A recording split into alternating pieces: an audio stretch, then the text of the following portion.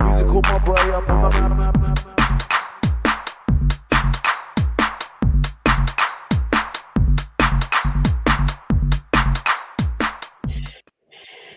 Yeah, man, you know what it is, bro. It's your boy Hugo the Savage back again for another Hangover show. The season finale, man. The last one of the season. Hey, the season's been long as hell, bro. I think the World Cup made it a bit extra long on that, but you know, we're back in it. I'm here with the boys of Beery. Hopefully, you're on mute. Nah, you're on mute. Unmute, bitch!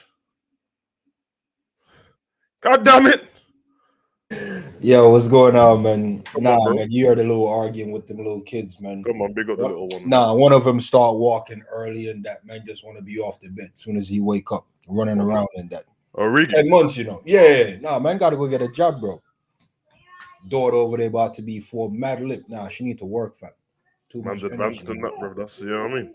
Yeah, well, you tell me, man. End the season roundup, yeah? End the season roundup, man. Yeah, man. It's a long season, bro. I think the World Cup made it feel a lot longer than it needed to be still. But yeah, we're finally here. The weekend of Premier League action didn't really present anything that anyone didn't know apart from the relegation battle and Europa Conference. So we'll get into that as well. And apart from that, man, we can just chop it up, man. It's a bit more free range today, you know what I mean? We're chilling, man. Man's on the beach and that's over with, bro. Yeah, but you know what? I don't want to be that guy at the end and do the 2020 thing, hindsight thing. But I'm gonna be honest, I did enjoy the World Cup in the middle of the season. I just want to put that out there. I know some fans wasn't feeling it. Yeah. Bro, I was high off football during the World Cup. 4, 5, 6 games a day, bro. I was strung out, bro. I'm like, yo, too much football. I agree. But at the end, I was kind of like, nah, I need more football. Because, you have them weeks where there's no football. You're like, yo, what am I going to do? Yeah. Every day there was football. I enjoyed it still. Bring that back, bro. Bring that back. Why don't we vote for this every 2 years? I know, yeah. I think ain't the voting on that currently. I think they're trying to get that in. Bro, I'm putting my vote in, bro. And, bro, when I tell you, there's weeks where you go like, yo, especially when you're in the Champions League and teams are playing, your team ain't playing. With the World Cup, bro, it took the club, you know what I'm saying, tribalism out of it. And it's like, nah, I kind of like this country still. Bro, every day there was a team I was looking forward to see, bro. Yeah, man, we enjoyed it, man. I remember we did loads of watch-alongs in the World Cup. Hey, come on, and bring that back. Yeah, that was cold still. I think I'm guessing that the votes are going to depend on the different leagues voting, and I know that the German league and the Spanish, they have winter breaks on it. So the Prem doesn't normally have a winter break. We just continue playing football, whereas Germany and Spain, they normally take 2 weeks off, 3 weeks maybe from Christmas time. So I think if they vote on that, then I think that's how it works, man. But yeah, it's going to be interesting still. It's going to be interesting. Big up to everyone in the chat, man. Same format as normal, man. A bit more free range than that, bro. But obviously, any proper question that you want me and Zabir to chop up, I'll save them for the end, just so we can have a flow of the show. But big up to everyone inside. Big up K, Redbird, Captain Sal. Big up Baz. Big up Ash. Big up Vic. Big up K. Yeah, man. Psychedelic. Big up to you, bro. Big up Amin. It is what it is, man. The roundup's not rounduping because we already know in it, but we'll just get to it, bro. The roundup's pretty much going to be the final positions of people, not much else. But let's get it, man. I don't know, man. I don't know.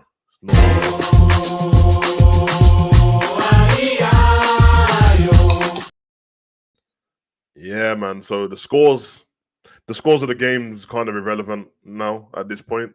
We have Manchester City as champions, of course. We did a video on that last week, and they've been champions. And since they've been champions, they won a game of football, which is kind of fun.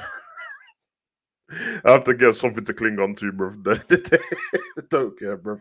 As I wasn't taking the piss, bro. They won all their games, won the championship, and they're chilling. Now they're just resting players for the FA Cup. And then the Champions League as well. A quick overview of what you think of Manchester City's season. I guess you gotta give them a little bit of time. They're the champions.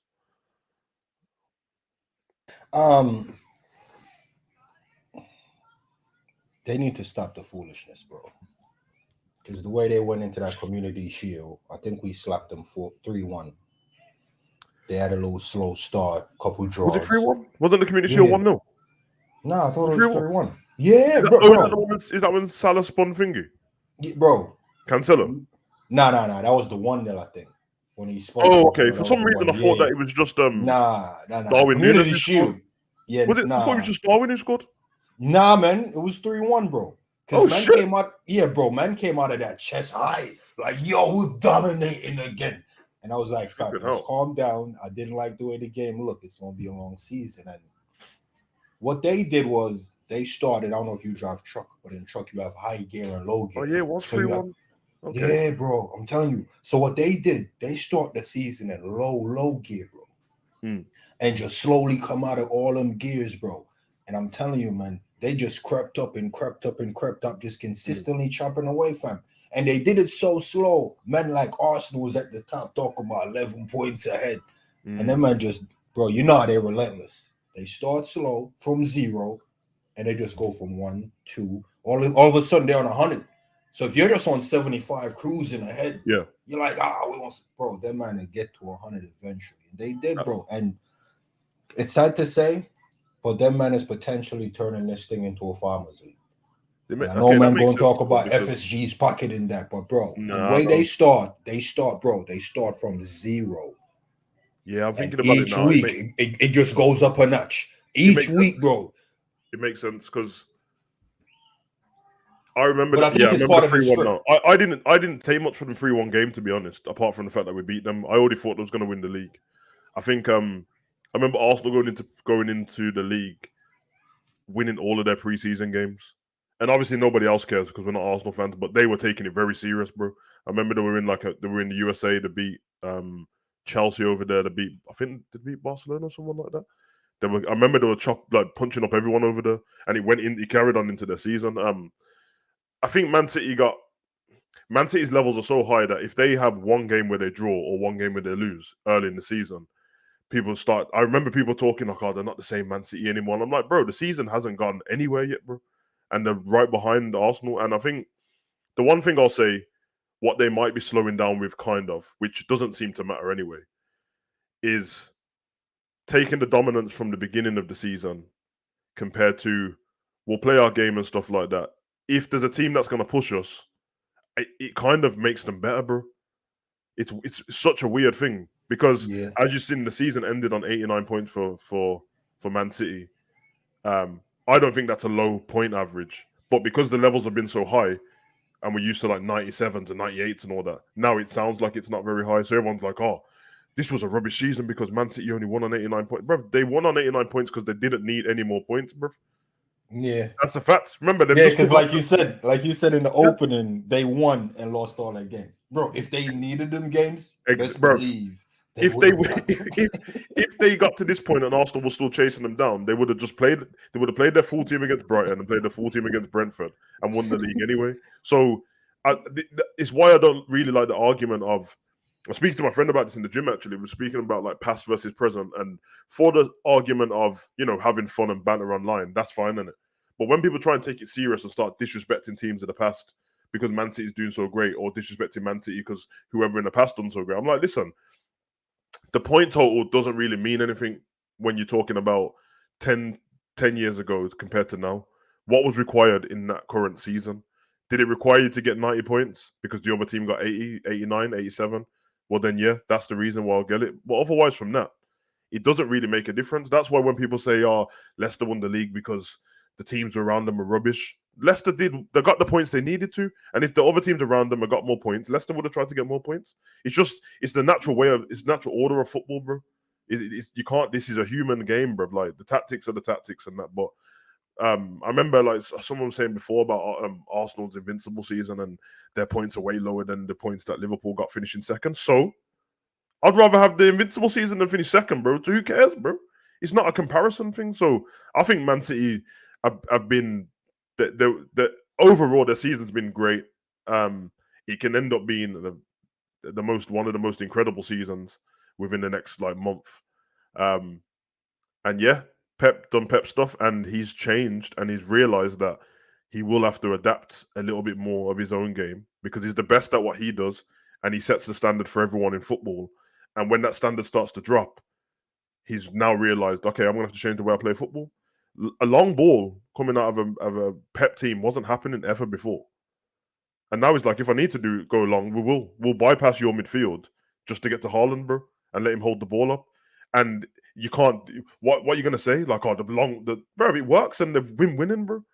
And they didn't play with a striker like this before, and now they are, and they've evolved again. It's actually ridiculous. So, yeah, there's fair play to them, and you know what I mean. I'm not gonna congratulate them and shit like that, but fair play to them. Nah, we'll say fair play, and we'll say I would love to see how they do another 2 seasons. And the reason why I'm saying 2 seasons is what they're gonna do: go for a quad.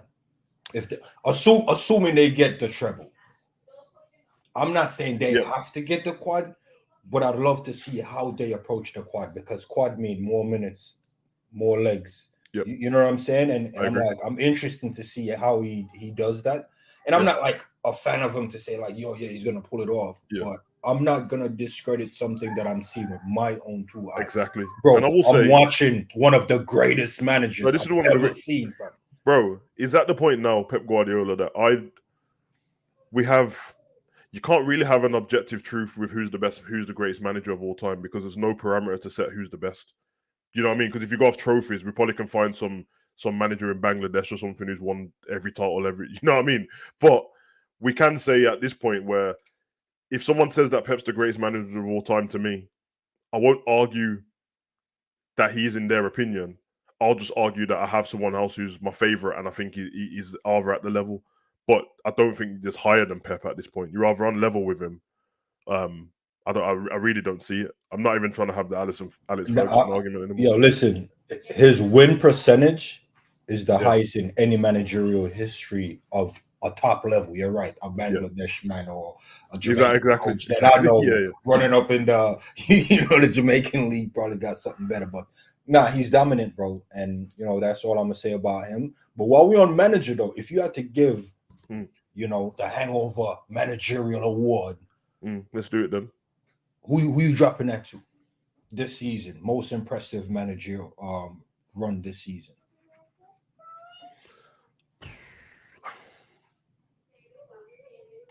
It's very hard not to go with the team that wins the league, because that's the main objective of a Premier League. As a totality, the main objective of the Premier League for any team should be to win the league. Now, we know clearly that there's different stakes, and some people are just to stay in the league, and some people is to have top 4 and all this stuff. But realistically, you should be in the league to win it. So it would be Pep on that basis. But I would say I have to go with Eddie Howe. I think it's not just based on of course it's based on the season, but you have to look at where he's carried them from. And it's been like this mad progression, and it hasn't changed, bro. It really hasn't. Like, when he took over Newcastle the season prior, I don't want to make up stuff. I think they were 16th in the table. Steve Bruce just got sacked. Maybe 17th, but between them two. Yeah, I think it was 17. I think 17th. And since he took over then, leading into the end of last season, him, Klopp, and Pep, best teams in form. It didn't change. I think he might have been. I think we might have been a little bit better than. Yeah, it was around that. So he was there going into this season. You see where they've got to. It's kind of impressive, man. And whatever happens from this point on is fair enough. But I think it's Eddie Howe for me. What about yourself? I'm going. It was tight. It was tight, and it's tight between Emery. Yeah, you've been speaking about him a lot still. So I don't regret much, but I regret not putting his name in before he went to Villa, because he was at the tip of my tongue. But I'm like, I don't want to say it because I know Arsenal fans can get on to me easy. I'm like, then I'm about to do the whole European thing.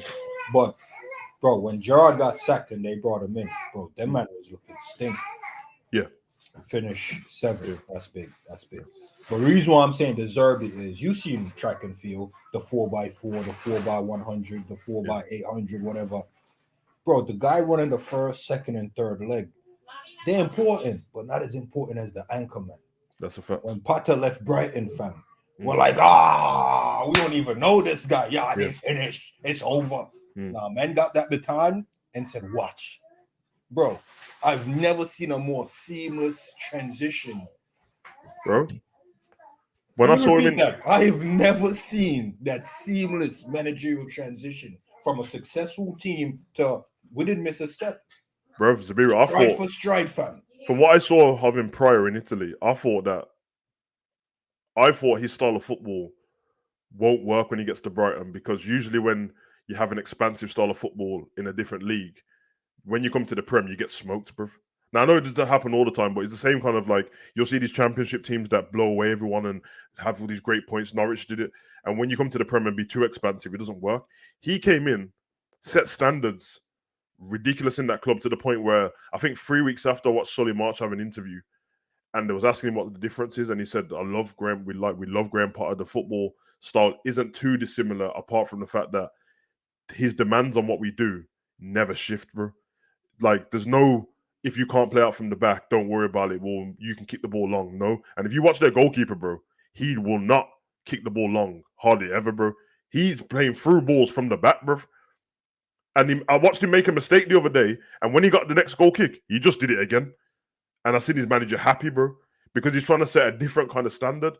He's got them running more than they were before. That's the difference. There's a big difference, running more.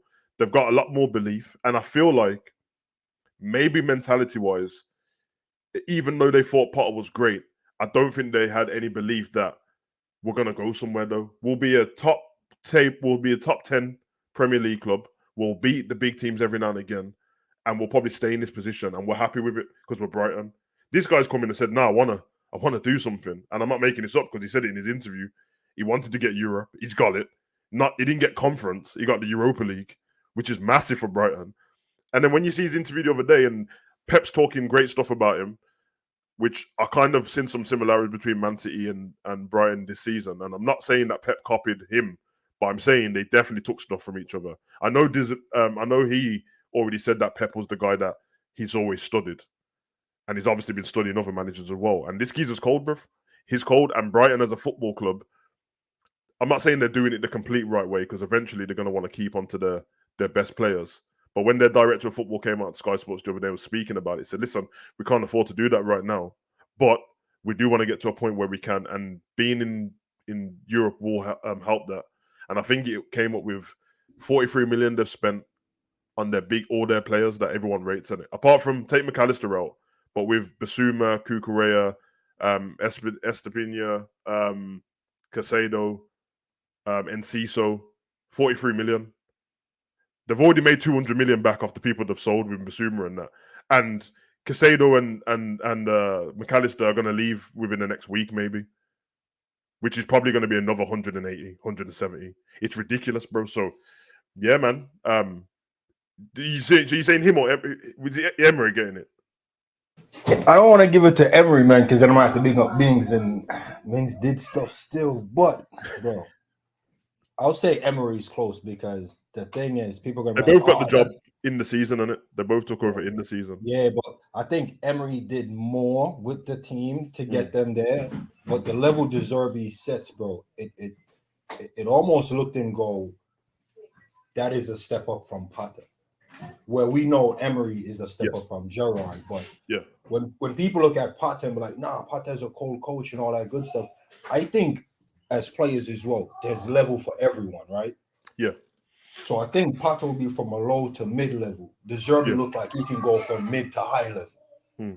Where I'm not gonna front, I'm not gonna be like, all right, Unai and all that great stuff. The man trophies in the Europa don't like. But I'm gonna give it to De Zerbi because he still finished ahead, even though his team was ahead of Villa when he got it. But he still managed to finish ahead. And the way they play, bro, and I'm watching them, the keeper, Steele, that's his name. Yes, Steele.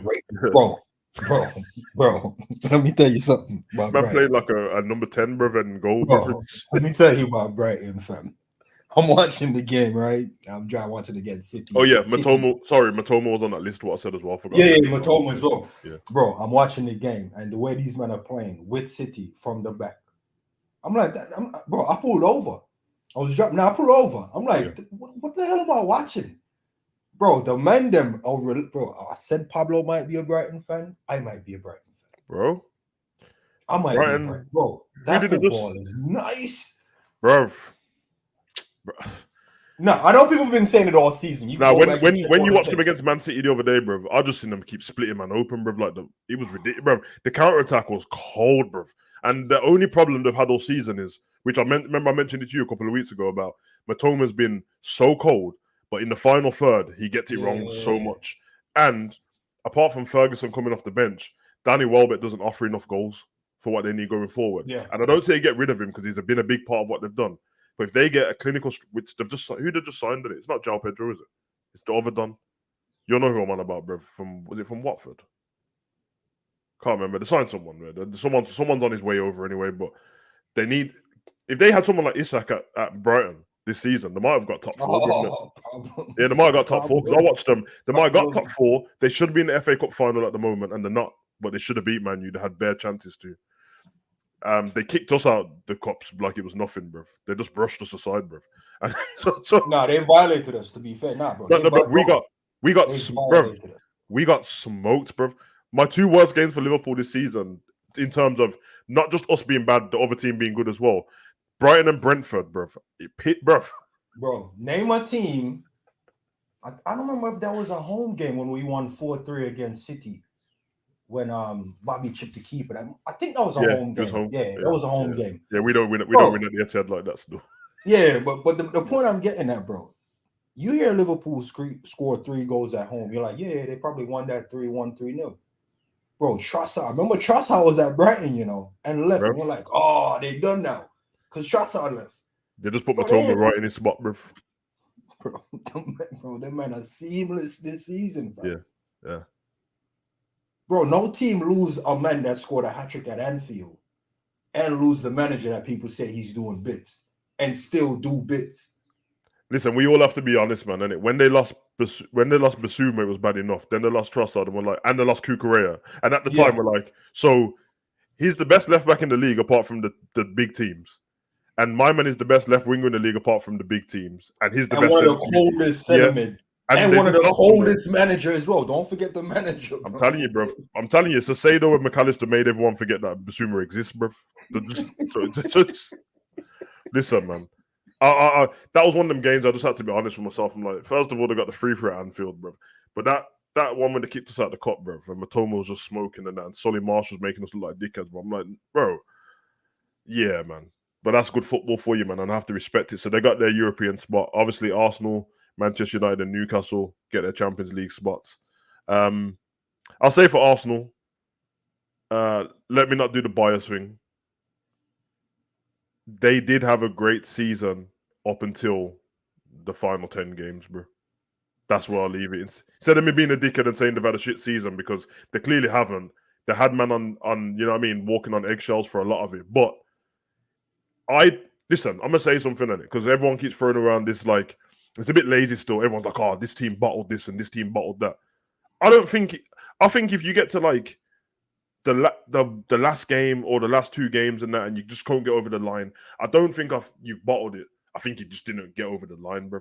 If you're way ahead though on points and with loads of games left, I think you bottled it from that position. Because not only did you have meters, bro. Because not only did you have the points on the field already. Remember, Man City had their games in hand, didn't it? Arsenal's were on the board already. So for you to be like 8 points ahead of them and know that as long as we don't we didn't even have to win every game, as long as we just don't lose loads of games or draw. But their last, like, before they lost the league, which was two games before, their record had I think it was 2 losses and 4 draws. It's not good enough, bro. Not with 8 games to go, bro. That's not. Yeah, you know what I mean? So I think for them, you say they bottled it and that, but I think as a football inside the season, for 80% of it, 85% of it, they played really good football, man. But I said earlier in the season before the World Cup that it's not about them losing. I think they'll run out of steam, because the games that, if they had just lost to Southampton or just lost to West Ham on a one-off game, yeah, but remember, Liverpool, West Ham and Southampton, they were up in the game, bro. Well, actually, Southampton let Southampton score in the first 3 minutes, but the rest of them were up by 2 goals, bro. Not 1 goal, 2, bro. Should be over with, bro. But you know what the mad thing about them is as well? They had a really good start. going back to that Great track and start, field bro. reference. Come off the blocks, bro. Nice. Seamless transition from preseason, start the league. Yep. Great form, bro. And they did well in also in the January window, I think, bringing in Jorginho and Trossard. But I think there's slip ups starting to come one day. Jesus is back, and it's like, bro, but he wasn't really that guy. Yeah. You remember when some man was doing, is Arsenal front three on the Barcelona prime front three? And I'm like, that was a terrible take, man. Yeah, but that was a terrible take, man. yeah, we ain't gonna get on how the fans battled it as well. But bro, what I'm trying to say is they try to rush him back in a manner of he was the pivotal thing. Nah, the team as a collective was the thing. No one man in Arsenal, you can be like, oh, they couldn't have done it without. Nah. Everyone was just working well for each other. And you brought Trossard in and he settled in really well. Should have left him there.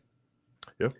Should have left him there. They try to do that. Oh, no, but Jesus is the guy, bro. We know he was never the guy. All the energy came from Saka and Martinelli, bro. And I started to watch their legs fall off, bro. I could see it, man. Martinelli no replacement for them, man, either, bro. Yeah, bro. You know, the rotation in the front three, I think, is what did him in. Everywhere else, I think that was okay. Arsenal fans agreed with that because they've got the Salah problem in it. Saka doesn't leave the pitch ever. No way. He doesn't get sub. Ever. And Arsenal fans have been screwing about it for the last 10 games. They're like, yo, get him off the pitch, bro.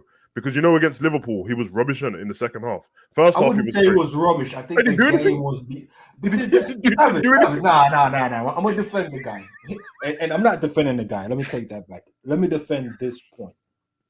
If you're in the game and you're a striker and your team is getting pressed, compressed, not just pressed, compressed. What are you supposed to do as a striker? Go turn center back. Well, I'm going to ask you a question then. Did Martinelli do anything in the second half? Because he did. Yeah, because he was the outlet. But when he tried to do anything, let's be honest, he broke the compression of Liverpool and just went into the press of Liverpool. Still couldn't find Saka. Bro, Saka was just, there was no route to him. And I hear what you're saying. But I'm going to let you know what happened to Saka. Savage. No, I'm going to let you know what happened to Saka, bro. I brought this point no room to him. Yeah, why am I saying Darth Vader, bro? What's going on, bro? I brought this point up at the time and nobody believed me on it. Keep Kardashians away from black men, bruv. I told man this, bruv. What's he doing? Kim Kardashian voice note, bruv. As soon as he done the Kim Kardashian video call, Arsenal went shit, bruv. I told, bruv. Name me a black dude who's come out of that family great, bruv. Name me one, bruv. Name me one, bro. Don't, bruv. No. Yo, nah, bro. I'm here for football, fam. Bro. These all got cursed. You graduated from Ensman school. Nah, I came here for football, bro. You're not throwing me out, fam. Listen, cursed. Allow the white things alone, bro. Cursed uterus, bro. I'm telling you, bro. Don't let Kardashians around you, bro. This is a fact, bro. It's not even a race thing like that, but there seems to be a trend, bro. You know what I mean? You're saying white pom pom ain't good for the black soul. What are you trying to say, bro? Not that one. Not theirs, bro. That Armenian uterus ain't good for no one, bro. Like, that's the bro. Bro, check your Armenian stocks, bro. What are you trying to do, bro? All I'm saying is Lamar Odom, crackhead. Kanye, crazy. Reggie Bush, where is he? You want to keep going, bro? Where are they, bro? Nah, Reggie Bush is a successful Wendy's commercial guy. Christian Thompson. Anyone care? Tristan, no? No one care? I'm telling you, bro. It's just allow it, bro. Wait. What's Travis Scott doing now? When was his last album, bro? Man, didn't he just have a concert and crush Bear Man? This is what I'm saying, bro. Stay away from them anyway, bro. Bro. Nah, moving on from there. Here's the thing. Moving on from there, bro. Well, me and you made a point on it, and you remember this. I said to you, and then you started running around the internet, killing everyone with it, bro. Remember we had this conversation about 6 weeks ago. I said it didn't work out because at the time we was talking about Tottenham, and we said if Tottenham got top 4 and Arsenal don't win the league, as Tottenham had the same season. But the question really is, Man U's had a better season than Arsenal. And Newcastle. But we're not going to talk on Newcastle, but we have to talk about Man U. Man U are 3rd in the league. That's where they finished. And they got one trophy already. They're in a final with City, right? Yeah, they're in the FA Cup final against City. Two finals. 1-1. Yeah, 50%. Fourth. No, the third. The one finished third. I swear. Wait. No, Newcastle finished fourth, bro. They drew with Chelsea on it.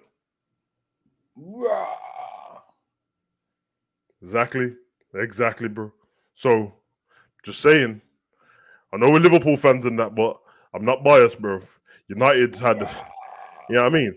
And they've had this season not even playing great football, bro, which you can take it two ways. You can either say, man, you haven't been really good, and next season they're going to be shit. Or they got third and they didn't play well and got to two finals. So if they go and get two more signings, it's a problem.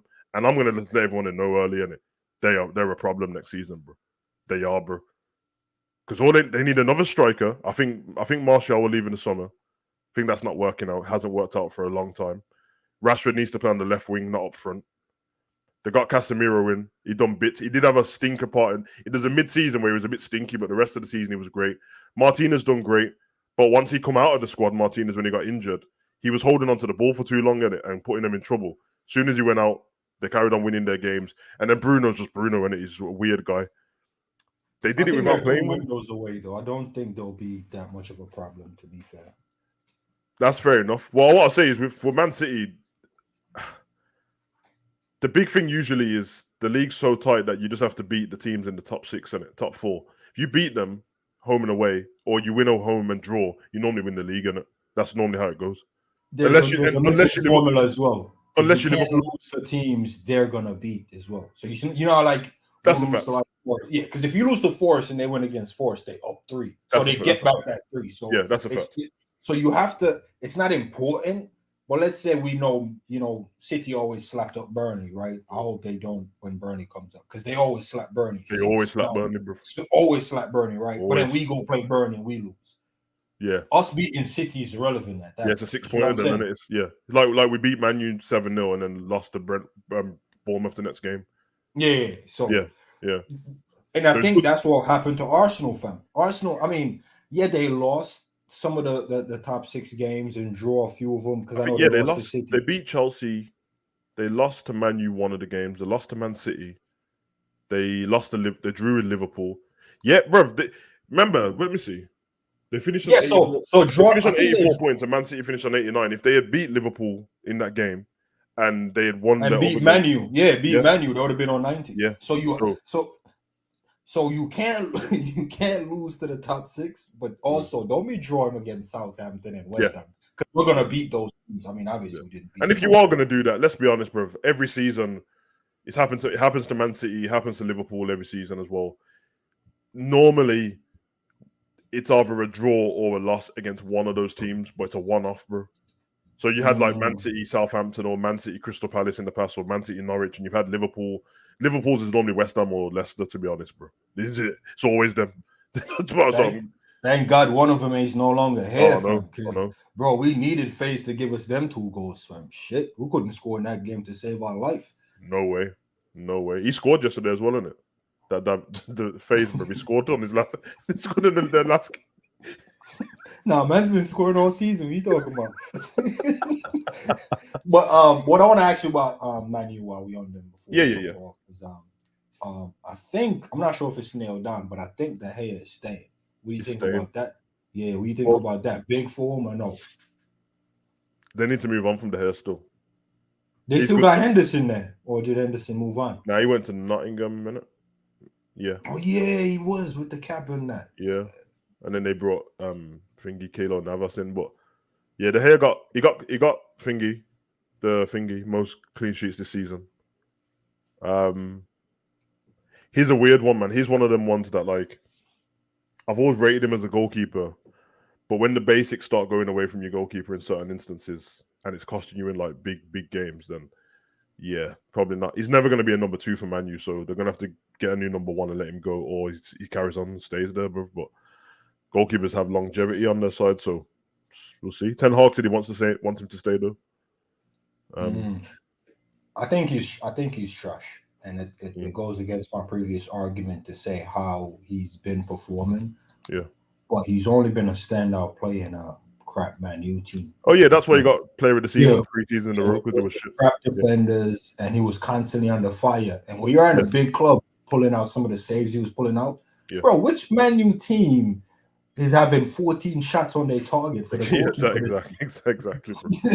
You see what I'm saying? So we're just supposed to pat the goalkeeper on the back for doing his job. Your job is to stop him, fam. So we should be preventing 14 coming at you.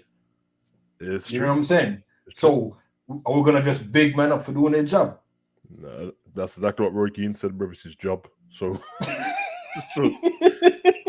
but from Man U, Newcastle left in line, Champions League spot, great season, very hard to beat. If they don't win, they normally draw. That's normally how Newcastle have been working this season. They've got room in their squad to make adjustments, to evolve, and there's going to be a few people going anyway because there's people like Lascelles and stuff and who weren't playing this season. I think you've been speaking about it over the last couple of weeks a lot about they need the level above the players that I was saying that they should get in. I have to be honest. The only reason why I'm saying they'll get them players in is not because I think they should. I just think that's how he's going to spend his money. And if he does, I can see that people like Maddison will end up at Newcastle. There's a few players, man, from Leicester's relegated team I'll take, to be fair. But I don't think that'll be the good move, because here's a weird stat. Yeah. Here's a weird stat. I know City didn't care because they already won it. Yeah. But they lost the same amount of games as City. But they drew 14 and find themselves in the Champions League position. If I'm a stat guy and I'm trying to use this stat to improve Newcastle, I'm going for guys that can turn them 14 draws into more wins. Mm-hmm. Even if they win 7 of those 14, bro. Yeah. Up there. I don't know the numbers on the games, but I'm pretty sure that most of them games they drew, they conceded the first goal. Or lost by 1 goal. Yeah. So and then I'm looking at the 5 draws and 5 losing and going, how can we even tighten that up?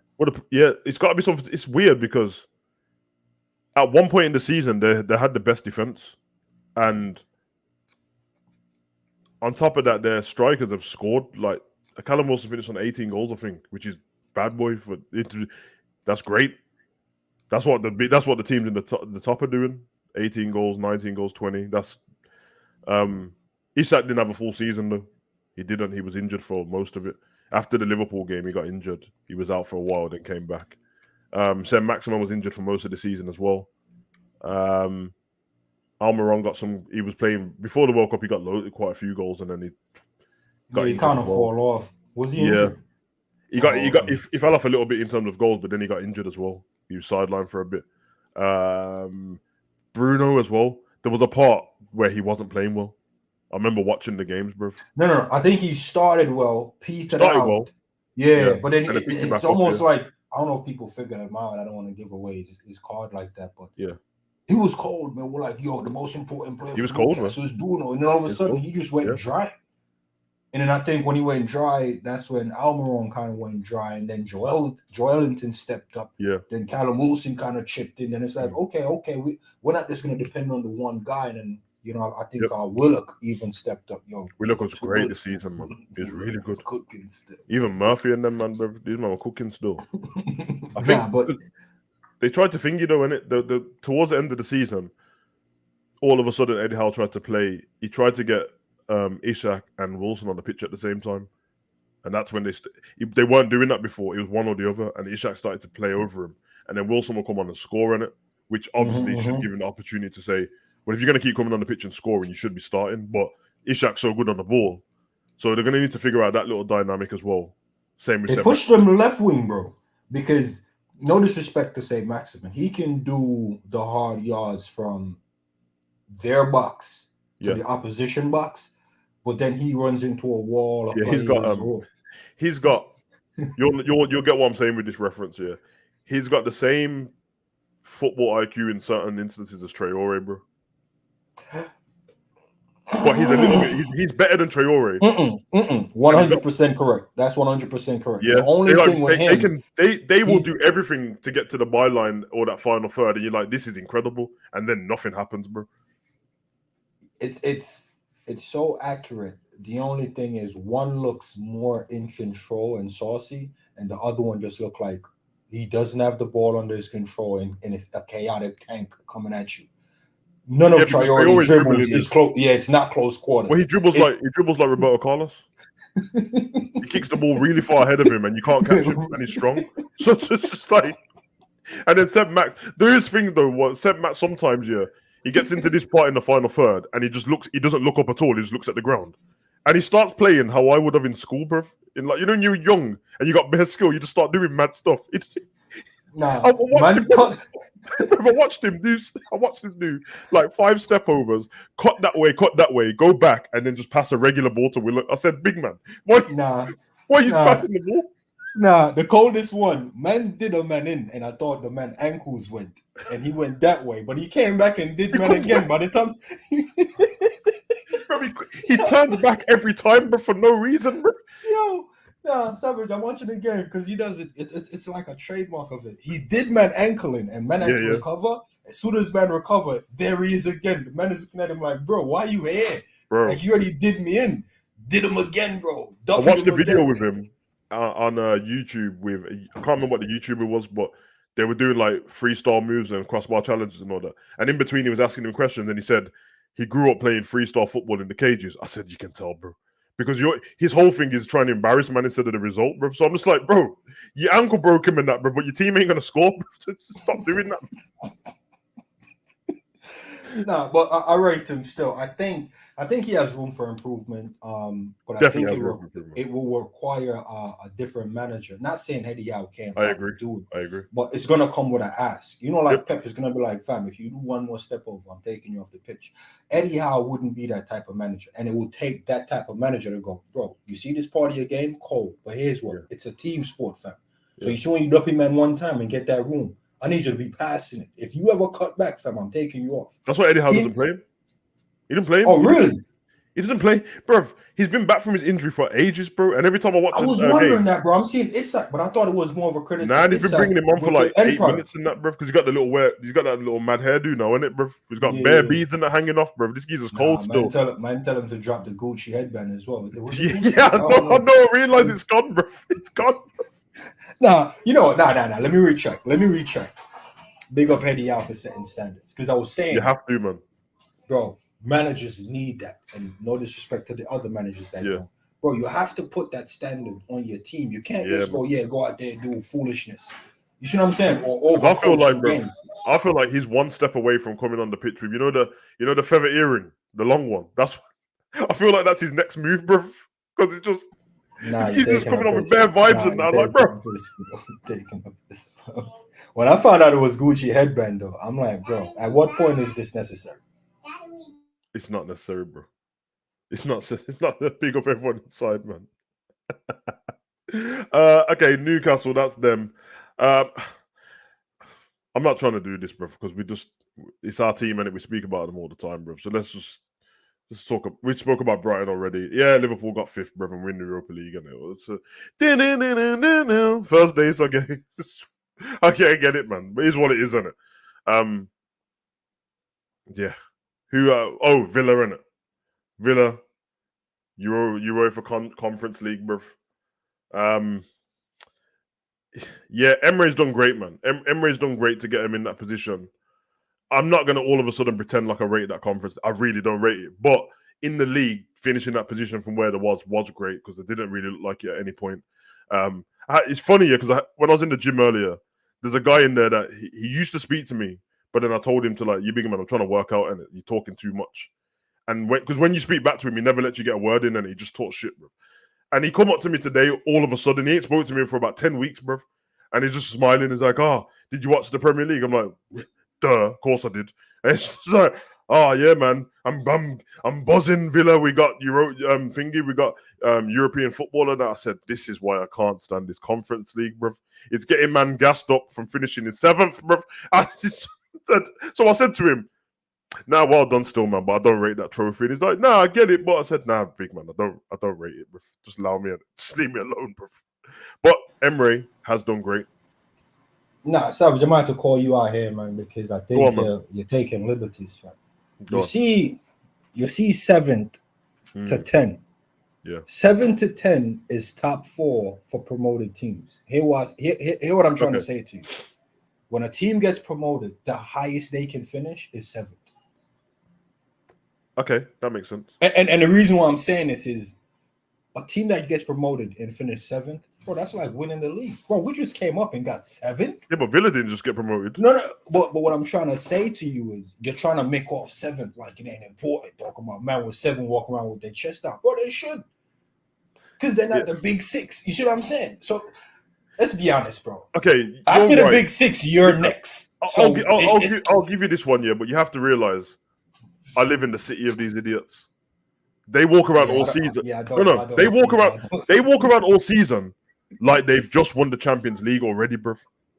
Talking about 84 and 87 and or whatever that year was, bruv. So you can't walk around like that to me, acting like you're the biggest team and you've won the Champions League and that. And then when you get conference, now you try and humble yourself because you've actually got something. Relax, bro. I'm not saying they shouldn't celebrate, bruv. They should, but I don't care, innit? I just think that the way you've got in the table is great. I like Unai Emery. I don't like Tyrone Mings, but he done his bit. You know what I mean? Ramsey played really well. Ollie Watkins is the reason why they got that spot because he started scoring goals. But yeah, nah, man. Left the man them alone, man. You know what? Maybe you guys should go in a class system over there where you say, yo, you got the pin. I'm a top 4 supporter. Man saying, yo, I'm a big 6 supporter. Because then it'll be fun, bro. Because imagine, man, try to come up to you. Oh, shit, no, I can't talk to him. We're not on the same. Because it's almost like you're not qualified for this conversation. I like you see what I'm saying? You're in the gym working out. You got your freaking top 6 badge on. You're working out. Yeah, man. Man comes 17. It's like, yeah, man. If you ain't in a Brighton top, you can't talk to me, bruv. That's it, bruv. You're not in the level, bruv. It's awesome, Brighton, bruv. Leave me alone, bruv. Nah, you get them. I don't want to call them simps, but you know they're equivalent. Man will just buy a Liverpool top just to enter the conversation. You know them, man. Guna Lee and that. Just put on a Liverpool top just to come on stream. Now, but I promise though, if you speak to anyone who's not me about Villa fans, and then, bruv, I swear, bruv, they are. You've never met a fan base like they are the most delusional fan base I've ever. Nah, man, I've met one in the sandwich shop in Manhattan. I picked him up because he had this weird accent. Well, I'm saying weird, but to you it's probably a normal accent. And I'm like, nah, big man, you watch the Premier League. He was like, yeah, no, I'm a Villa fan, whatever the accent was. Yeah, and I'm like, he's got the Grealish Brummy accent on it. Yeah. And you know how I feel about Grealish in that accent. I wanted to punch him.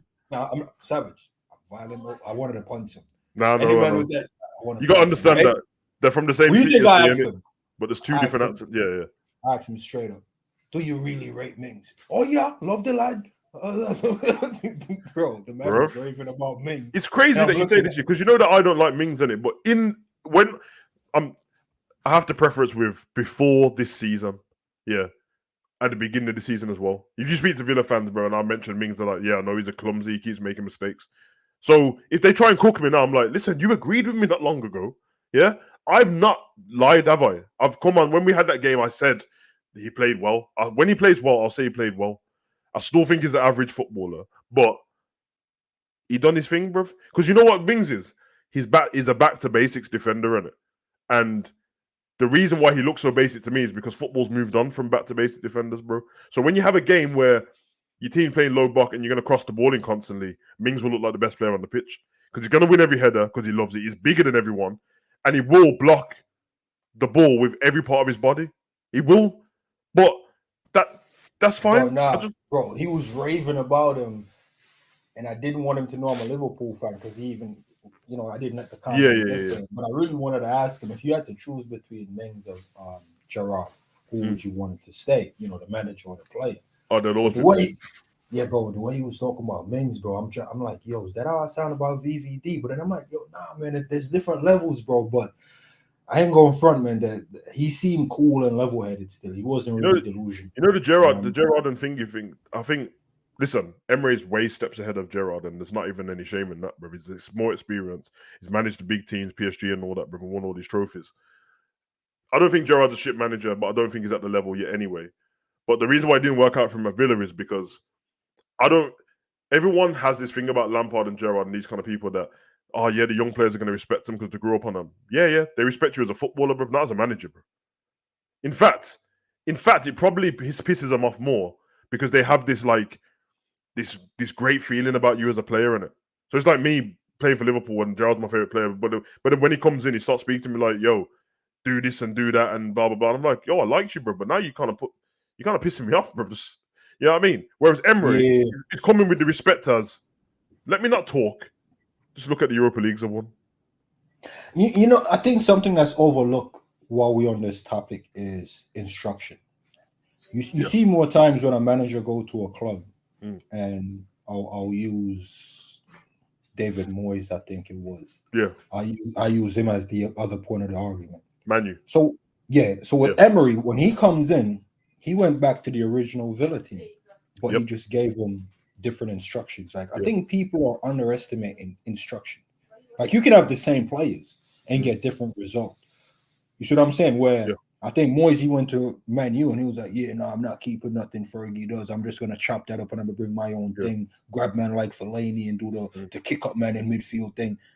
Bro, if the thing is working, and that's why I rate De Zerbi, if the thing is working, let it cook. Yep. Don't be trying to recook the beans. That's how you get refried beans, bro. The beans was already fried. Why are you gonna refry it, bro? Nah, I agree. I guess the problem that Gerrard had is these young managers, they don't respect that though. They come in and they're like, "Yo, no, I play a certain way. I'm trying to completely change this." It's like, bro. I will say though, Zabiri, for Gerrard's point, and it's not because I favor Gerrard over Lampard. Of course, I like Gerrard as a footballer more, but there is a difference in the managerial thing. Lampard taking over at Chelsea already had a great team. You really don't need to change too much on it. Really don't need to change too much. Everton's a little bit different, but Gerrard taking over Villa, he took over from Dean Smith, who went to Leicester. And when he took over, they were shit as well. So he had to change something, but I think ruffling the feathers is the right thing to do when you have to buy your time in it, and taking the captaincy of Tyrone Mings at the time. Even though when Gerrard explained it made more sense, it's like, but that's the captain. And all of these guys who are playing with him season in, season out are his friends, bruv.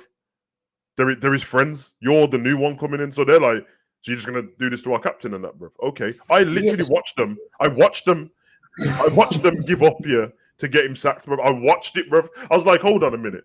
All of a sudden, Tyrone Mings is just scoring own goals and that, bruv. What's going on here, bruv? That's the point I'm trying to make, bro. It's like, when he took the captaincy off Mings, the world and everyone's watching it. No, it wasn't the wrong move. But it is the wrong move. I know exactly what you mean. Bro, remember when Klopp came in and he had a chance to like push Hendo out, because Hendo wasn't, bro. Yeah. I'm not coming for Hendo, but we're not gonna pretend Hendo is the type of midfielder Klopp needs or wants. He's not. Let's be honest, he's not. But Klopp says, you know what? I'm not gonna go against the grain here. He's already the captain. We'll find a way to make something work. And he goes, well, if I can't have my source in midfield and this guy is a utility guy, I'm just going to have to change my system to have a utility midfield.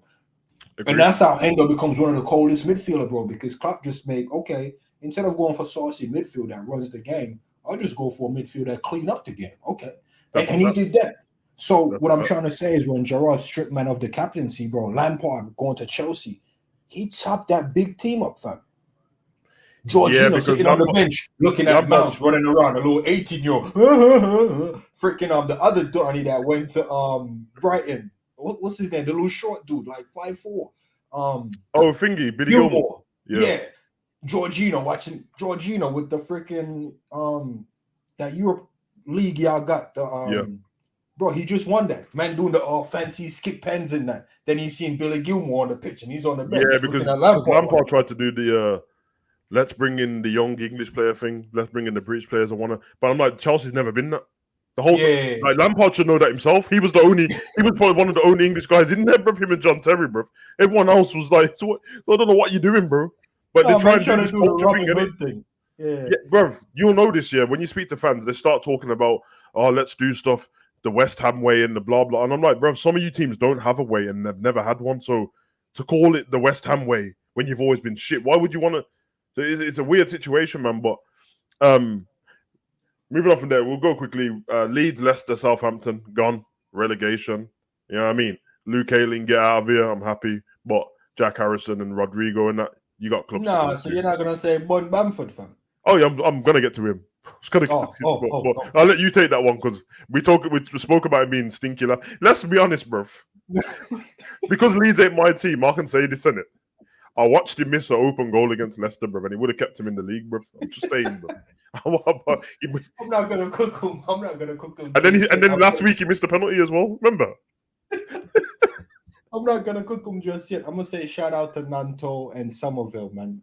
Somerville, Rodrigo. Rodrigo's old. I want to shout out the young boys, man. I'm doing the Lampard thing. You're looking for the young. All right, so yeah, Somerville. Keep your head up, man. I don't know if another Prem team is gonna come in for you, man, but you man look like good squad players. Not for Liverpool, maybe now Liverpool, but they look like good squad players. Players that that West Ham McKennie move was so disappointing, bro. It was so disappointing, bro. Listen, I rated the guy coming from Juventus, bro. Yeah. Rated him highly. And I think they went and got Tyler Adams as well. Yep. And I'm just like, okay. A lot of pressure. I don't think it's the right team. But bro, going back to the meat and potatoes now, bro. Bamford let the entire organization down. I did. Because I think by Bamford being there, they didn't go for another striker. Exactly, and they should have, and he would have kept him in the league for sure. If you look at all of the teams that got relegated, yeah, they could have kept him, man. Big up to everyone in the chat, man. Any questions? Like I said, I've saved them so we can get them after still. So, but I don't know, man. Wait, the other one. Leicester going down. That's bad, man. It's not bad. It's listen, man. Listen, bro.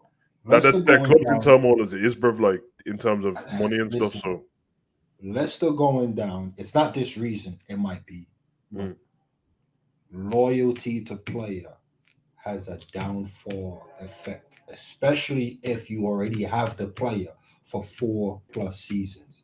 Any player at a club for 4 years, you should be looking to move them on, bro. I don't care if you just give them a new contract. The contract is a leveraging tool for you to get more money out of him. Man like Vardy, after the FA Cup, should have been sold, bro. Yeah. Bro, you have to move on. They should have kept Brendan Rodgers as well, bro. I'm not going to go that far still, but that's what you're asking me if I want Dean Smith to try and keep me in the league or Brendan Rodgers, bro. But Rodgers was the reason why they was in that position. So it's kind of like, bro, I don't know if you're the problem or the players is the problem. I mean, he kind of laid out the issue what they had with the team in the January transfer window, but then with their owners, they had a problem where they couldn't buy anyone. They only could spend the money off sold players, and they spent that on, which was a little bit of money on my man with the afro, bro, who. That man is an agent, bro. He's not a footballer, bro. Somebody paid him money to go and bring Leicester down, bro, because shit, bro. No, man, you can't do my man like that, bro. It's violation still. Oh, bro, God, I think it's Rodgers' philosophy. It didn't align with Leicester as a team. Because maybe it's the stats. If you're looking at a team and you go, yo, what team I think Rodgers would benefit from more? Hindsight, I'll probably say Fulham now. Same.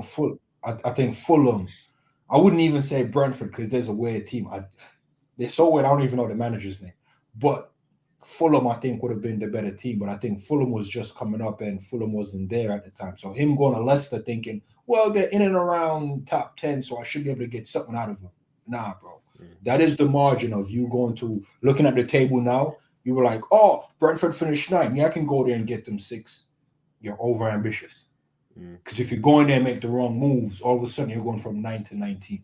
Yeah.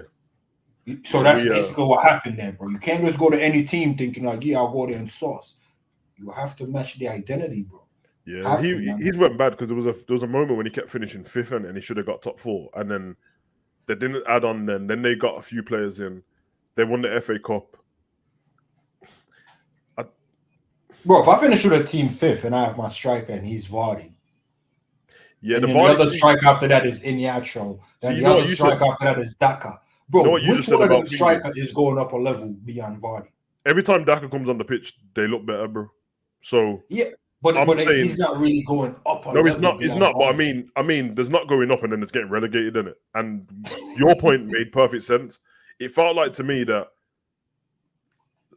it's not about loyalty to Vardy in terms of the way his talent, because he'll bang a goal in when he needs to bang a goal in. But Vardy can only play one way. there's only one system you can play with Vardy because he plays on the last man and he spins you and runs off in it. Leicester needed to evolve from that, and they didn't. So they tried to evolve and keep Vardy in the same position, which is most of the season he done nothing, bro. And I mean, just stood there. Bro, Harvey Barnes and Maddison is who was doing shit in that team all season. To be fair to Harvey Barnes, big him up, man. I think he finished on like 13, 14 goals, bro. He's cold, bro. Yeah, he's cold, but the way Leicester plays and the way Brendan plays and the culture of the club, when you put all three together, they go from playing with 11 men to 8 men. Because once Vardy's doing that thing that the team isn't doing, he's now out the game. Ndidi, bro. He now get bypassed. You're like, wow, what was Ndidi even in the game? Did you see Vardy against Liverpool, bro? Nothing. Bro. Done nothing, bro. Bro, I'm watching Tielemans, bro, coming up with fewer touches. Is it bro? He feels bro, how's a man like Tielemans coming up with fewer touches? Because he feels like to me that he's been sulking since last season when they didn't let him go.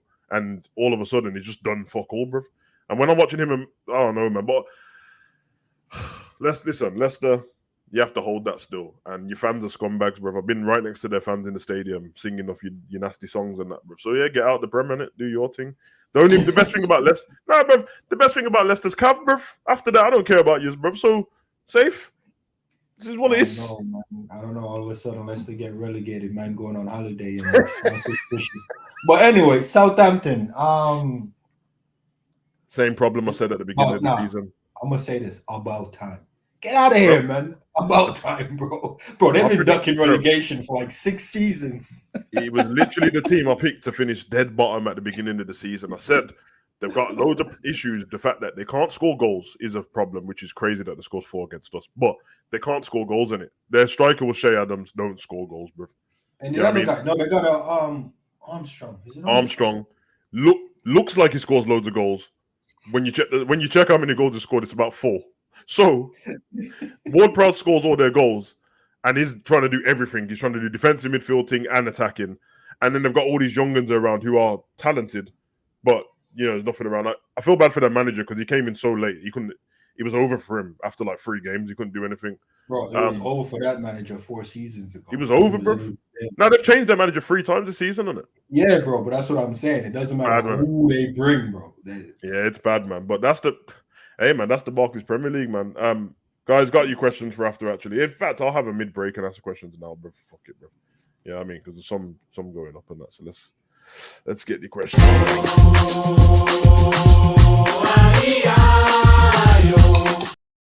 Yeah, we'll take 10 minutes to answer the questions on that. Will City win the Prem again next year to make it 4 in a row? Zabiri.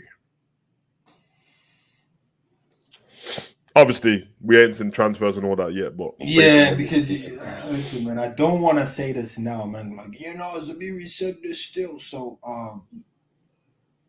May 2023. Yeah, I think they could, man.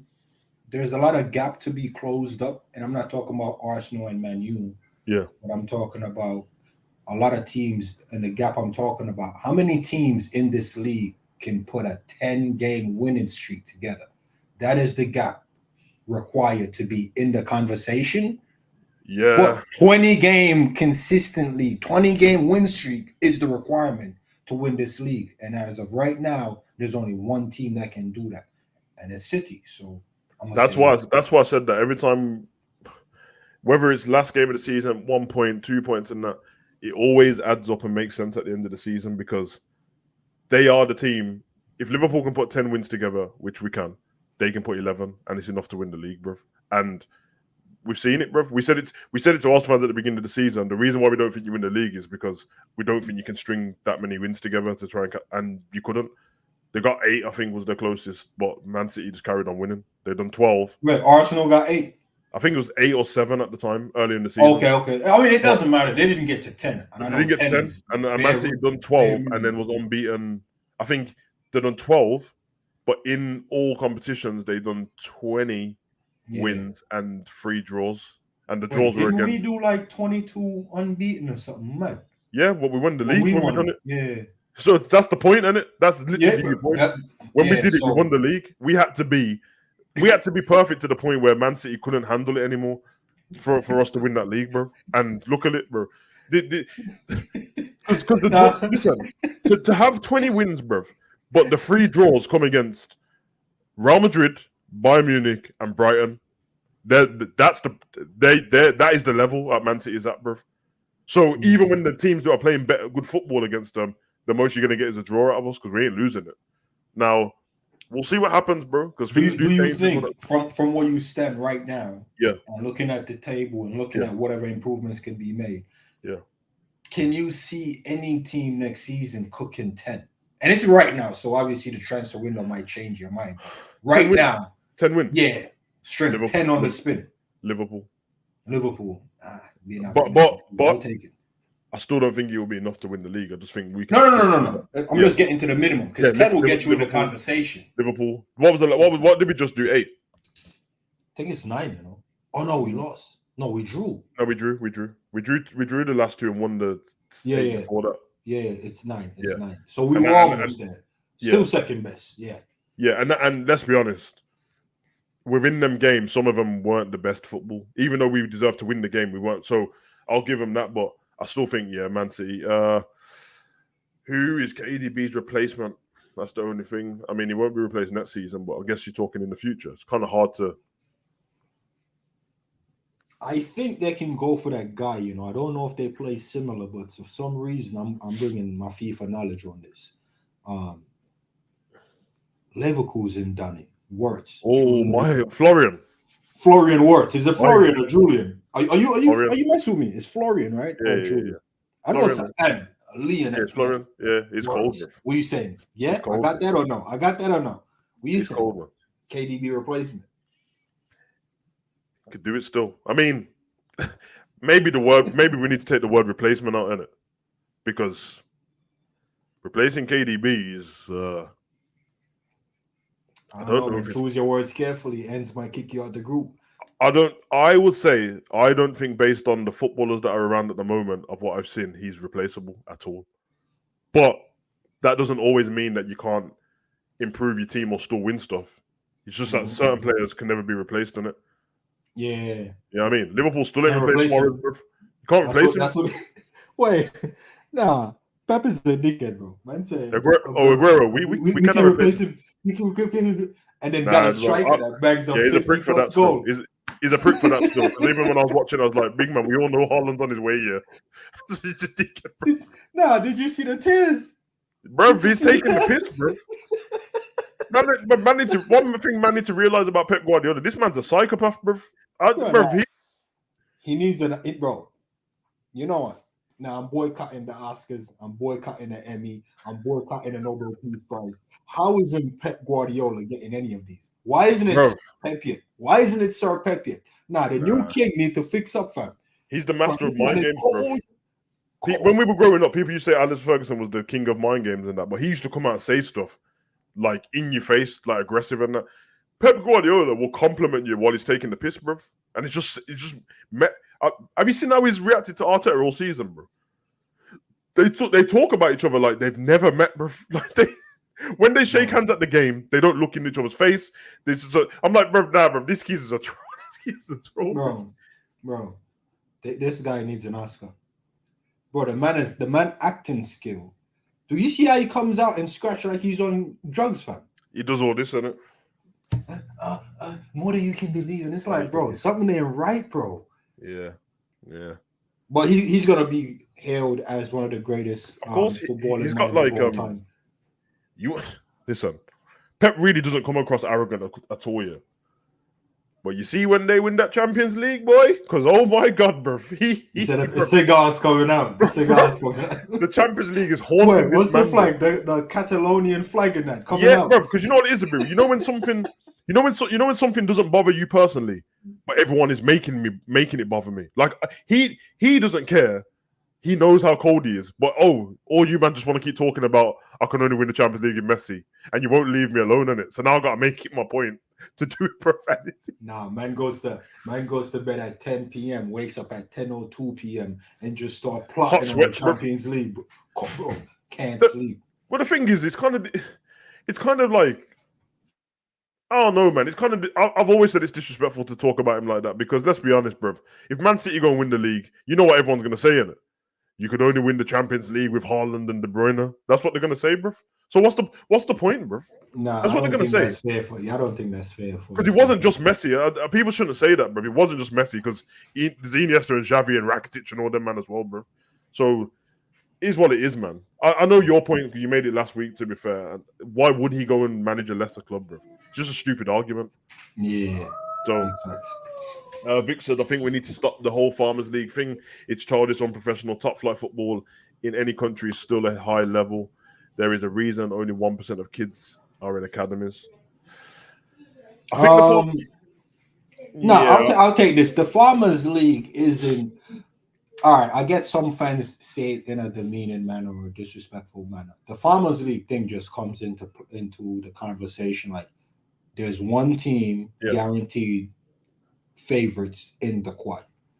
It's not about can the one team actually pull it off. It's about when the Bundesliga start, Bayern Munich is the favorites in all competition. Yeah. I don't know. I keep saying this because I don't know if you guys see it over there, but over here, City has been the favorites to win the Champions League since Pep arrived. Yeah, and there's no data. There's no data. Even Ramos is winning every year. Yeah, it's still and Chelsea and us and other people. But the thing I'm trying to bring with the Farmers League, in every competition, City is the favorite. So when you have one team constantly be touted as the favorite, that's where it comes from. It doesn't mean it's actually a Farmers League. Yeah. But statistically, it's looking like one. They did the three-peat. They're going to go for 4 probably. Yeah. That's Farmers League. It's probably based on what you're saying there, because I think the way you say Farmers League and the way people say it disrespectfully is 2 different things. I think that's how it comes across. Because I said the same thing what Vic said. I said the other day, I made the video on it when Man City won the league, and I said like the Farmers League thing. I was asking the question. People were trying to use it as a disrespectful thing to basically say before Man City they were saying this player scored this many goals in there, but he's in a Farmers League. Which just basically meant that the rest of the teams in there are full of people who just have regular jobs, and that's where it comes from. And it's like, nobody cares about these players. But I did make the point last week. That term, not how you said it, but how them people say it, is because you don't watch them leagues, bro. That's the reason. It's very easy to dismiss something. Yeah. You know what I mean? It's like dismissing if you don't watch basketball, just saying it's a shit sport. But you're not in it, bro. Yeah, that's me because I say NFL is trash. Yeah, but I'm not in it. Exactly. So that's what it is, man. But this is a good question from Kay. We'll both do this. The question: if you could take one player from each relegated team, who are you taking? So I'll start. I'm from Leicester. I am taking. Who do I want from Leicester? I would have gone Barnes, but we don't need another left winger. Yeah. So I'll go Ndidi to rotate with Fab or whoever comes up a level, because Ndidi comes in, might go up a level. I'm not saying he's like the coldest thing, but I think what we need would be a player like that. And I think Ndidi can do the job. I don't think the team's reflection on him. From Leeds, I'm going. This might be a tough one. Who am I taking from Leeds? I would have said McKennie, but I don't think he did enough to justify himself. So I'll probably go. Probably, I think it's Nanto. I'll take him. Some of them, but not to like jump in the starting 11. Just I think there'll be cool players to develop here and Salon if we need to. And from Southampton, Southampton is a tricky one. I guess the easiest answer to go Ward-Prowse. Do we need him? Yeah, I'll take Ward-Prowse. Yeah. I'm gonna go Leicester. Yeah, I had the same issue as you. If we needed left wingers, I would have picked Barnes. For me, there's a choice between Maddison and Pereira. I think Pereira's cold, but I don't know if Pereira's injuries are based on the one big injury of somebody taking him out or his injury. Yeah. If that is the case, you go Maddison. Choose Maddison. Yeah, and I put him exactly where Hendo plays right now. What would you put him for the starting 11, or just bring him in and know that he's a bench guy? Plays ahead of Hendo. He's ready made, man. But Endo is. We're not going to get into that. You But I know, understand. I just mean, yeah, I just mean, I don't count Endo as a starting 11, but that's for a different show. But counting him as a starting level and looking that he does start, two different things in it. He literally because and we're talking about Liverpool with the system change as well. So Curtis is on one side and Hendo's on the other side, and I'm looking at Maddison in that particular area of the pitch is where but that area of the pitch is a myth, Savage. But I'll let you finish, man. Okay. Because remember, Endo's defending from that area. Yeah. But Maddison can't. That's the issue. But I'll let you continue. Maddison in a better team, innit? Ash saying FaZe, Bamford, and Armstrong. He's taking the two worst players, bro. He's taking the piss. Southampton, I'm gonna go. Even though I've been calling for Ward-Prowse all season, bro, but if the choice is where Ward-Prowse plays is in the Bicetic, blah blah. I'm gonna go Bella Kotchap. Wait, they still got Salisu, right? He's still there. Yeah, he's injured. Left-footed. Yeah. Is he injury prone or someone took him out? Nah, someone took him out. I'm going Bella Kotchap in defense, and then what other teams left? Leeds. Did you take one from Leeds? Nah, I'm gonna go Leeds. I'm gonna go definitely not the goalkeeper ever, never him, bro. It's a million on the free. Come on, man, it's free money, bro. I'm gonna go Jack Harrison. Okay. Yeah, big fan of him still. United States player, isn't it, Jack Harrison? Where he is? I think he's a Texas boy. Yeah, might be. Where's these? Sorry, people put more questions in, so let me get to them. Go from here. Do you think Luton will survive next season? I hate this team, man. If they do, at the expense of what team? That's the problem with the teams who have left. They all look like they should have left, and then you look at the teams that got out of it. Bournemouth done a sneaky one and just crept up the table with no one was watching. To lose 9-0 this season, lose their manager after like 6 games, and then just creep back up is crazy still. No, it's not crazy, bro. We have to give credit where credit was due. Billing. This is why I tried to Nah, bro. Bro. Yeah, pass, bro. Man said the bill is due.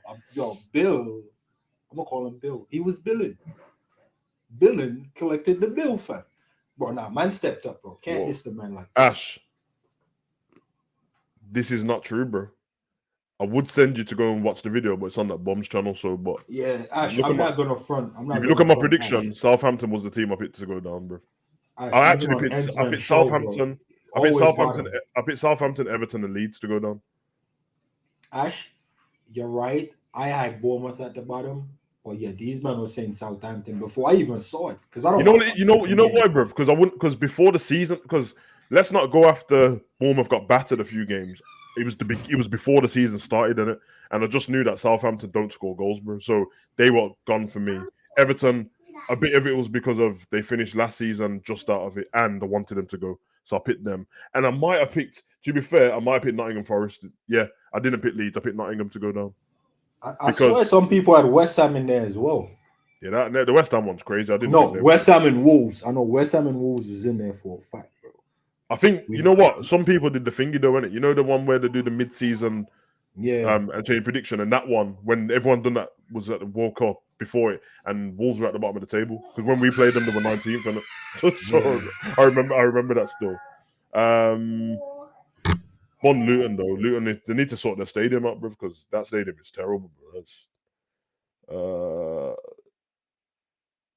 Let's go. So realistically, if Klopp doesn't play his strongest team in the Europa League, we are not winning it. I will say you've got 2 parts to that. Most teams, okay, that's not true. I was gonna say most teams don't. There's different parts of the Europa League in it. So you got more than one group stage. I think that's why it lasts so long. The group stages against certain teams doesn't require to play your full team. What needs to happen though is a lot of the big players need to be on the bench just in case, bro. But we'll just do it how we done it with the League Cup and FA Cup, whereas everyone doesn't play all the time. But as it starts to get to the latter stages, we'll probably move it on. But it's a bit of a weird one, to be fair. This prediction for the top 4 next season. Go on, Tabiri. It'll be tough. Prediction for top 4, City, obviously. I'm gonna give it to Man U. I think it'll be a little bit too tough for Newcastle to continue, but that can be changed depending on what they do in the market. Brighton, I want to put them in there, but I don't know what they're going to do in the market. The underdog and undiscovered gem, uncut gem routine can't get you top 4 that easy. Especially when they're in the Europa League at the same time. Yeah. So I'm going to have to go City, Man U. I think Arsenal will be in there, and then I'll probably put us in there. But there's a sneaky shout for Chelsea not being in any other competition other than the league. Yeah, and the thing is as well, man, like... Wait. No, I take that back. They would still have Lampard as a manager. It's not happening. No. Well, we'll get to the news in a minute. He's not their manager. Lampard's not there, bro. Yeah, 1st of July, manager changes, so... But, I will go Man City, Liverpool, Arsenal, and Chelsea. Yeah. So I know it's early stage. I'm not trying to call you out, but you're not putting Man U in there. You don't think Ten Hag? Oh yeah, did I leave Man U? Bro, you left the bro. I'm not saying you intentionally did it. It's okay if you did, but bro, you didn't count him. It's only 4, bro. We can only squeeze. Nah. I'll stick with it. I'll stick with it. They're not getting it. I'll stick with it. Well, you putting Chelsea over them, bro. It's just unpredictability, isn't it? It's worrying for me. And less competition as well. Less competition. You know what? They might be just done though, innit? Because even the 600 new striker don't fix them. Yeah, forget Chelsea, bro. Because Nkunku ain't saving that, bro. I would take Lukaku back if I was them, but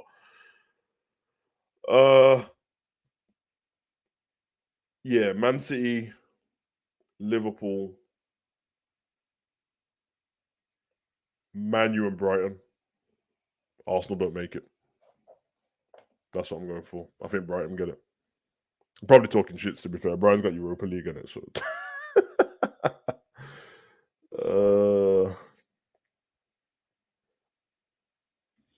What's this? Is the Champions League also a Farmers League with Madrid winning it more often than others? I don't think so, and the reason why I don't think so is just because it's a cup competition. So I don't. Yeah, because the thing is with the Champions League, it can't be a Farmers League because it's got every team from every country in it. So it's impossible for it to be a Farmers League. But what I do think is, it's just that Real Madrid they're the best at cup competitions. That's kind of it. The league's different because it's 38 games in it, so there's no like luck involved in winning the league. Really, you win the league because you've better over 38 games. Champions League, you expect the big teams to get at least to the quarterfinal, and then you're basically saying to Real Madrid from the quarterfinals, win 1, 2, 3, 2 legs of each, 5 games, which Real Madrid can win 5 games at any point, bro. So that's the reason why. But it's gonna change soon, man. You know what I mean? Cruz and Modric ain't gonna be there forever. Year extension and that, and then we'll see. The young guns are great, but the experience won't be there in it. So, and they did have like Ronaldo and Bale and stuff while they're winning most of them Champions Leagues as well. Benzema's 35, so things are gonna change a little bit. But what do you think, Zabir, to that? Yeah, I think it's weird, man, because you're asking. Most of the times when Real Madrid won the Champions League, they didn't even win their own league. Or they didn't even win their own league. Yeah, they didn't, yeah. Even when we won it, we didn't even win the league. Yeah. That's a competition, isn't it? But yeah, bro, it is what it is. It's the best team on the day. Don't forget, Chelsea knocked out City. Spurs knocked out City. It's a competition, bro. It's a cup competition, so it's different than a league where it's you're playing a pool of games and it's the most wins out of that pool. In the cup, bro, imagine losing Champions League to Brighton 1-0, but then slapping Brighton 9-0 in the season.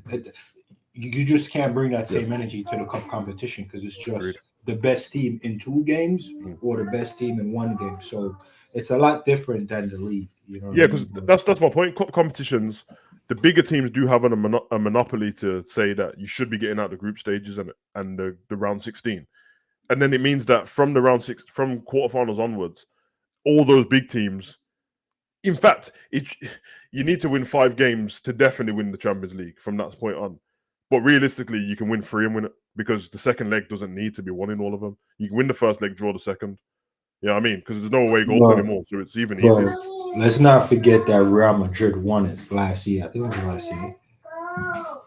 When they lost the first leg all the way up to the final. Yeah. Remember? All the English teams and they lost the team. And in the group stage, they lost to FC Sheriff, bro. Do you even know who that team is? Bro, don't try to make up team's name in front of me, trying to catch me out. They lost to FC Sheriff, bro. I don't even know. There's no team called FC Sheriff. What league they're playing? That's my point, bro. I don't know. FC Sheriff. Get out of here. Talking about FC Sheriff. Bro, I know you're like the police, but don't make up no team name. FC Sheriff. I'm not making it up, bro. Anyway, shout out to FC Sheriff. Really are. Nah, because their badge is a sheriff badge. I'm not joking. Man said it's a sheriff badge. Bro, they won the cup yesterday in their league, bro. I'm not joking, bro. Oh no, so the big boy team then. Bro, the Moldovan. Bro, they are Moldovan, bro. Shout out to Moldova and FC Sheriff, bro. Congratulations on winning the league or the cup, whatever y'all won over there. Real Madrid versus FC Sheriff. 28th of September, 2-1 to FC Sheriff, bro. Benzema scored a penalty. That's where their goal came from. And this is what I'm saying, bro. I'm not making it up, bro. Nah, yo. Kyle Saul said on Thursday night we'll find out who FC Sheriff is. Because we'd have to do the match. We'd have to do the preview. We'd have to do some research. For me, the definition of Farmers League must be updated. That's a fair point, man. To be honest, I don't even use it. I just use it to troll people when people keep bringing it up. I mean, if we're talking about Farmers League, maybe I don't want to say this, but you know the teams that Pele was playing against back in the day, bro. That's when them man got out. Like FC Sheriff are probably in a Farmers League because they literally got farmers on their team and that, bro. That's what, because I'm not even trying to be a dickhead. Like, man, them who play for San Marino and that are all like carpenters and PE teachers and that. And so, you get me? And all them RAF pilots that Pele was scoring goals against.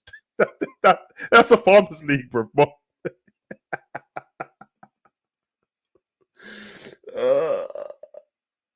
Basically, FC Sheriff might be in an actual Farmers League. No, they're in an actual Farmers League, bro.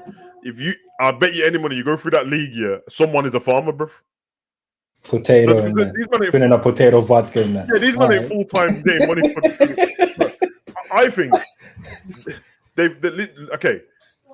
Maybe this is an agreement on it because there is literally a category for the top 4 divisions, bro. That's when people go to top flight football. The top flight is La Liga, the Premier League, the Italian League, and the Bundesliga. Everything else after that isn't, which means the Portuguese League isn't in it. So if you come for the Portuguese League, you know what I mean? Wait. Because I'm gonna run a new agenda still. Because I have to defend the Premier League. Wasn't Vardy working in a supermarket? Yeah. So it's a supermarket league. It's not quite farmers. Supermarket league. Yeah, but that's in the same country in a lower division, whereas Portugal and that is literally their Premier League is their top division with Sporting and that, but they're not classed as the top. And do you realize what all the names I just said?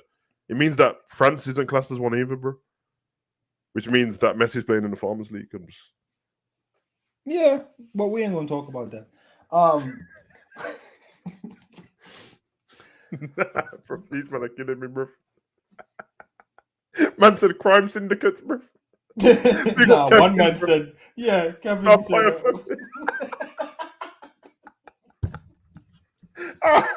No, oh shit, man! Thursday night.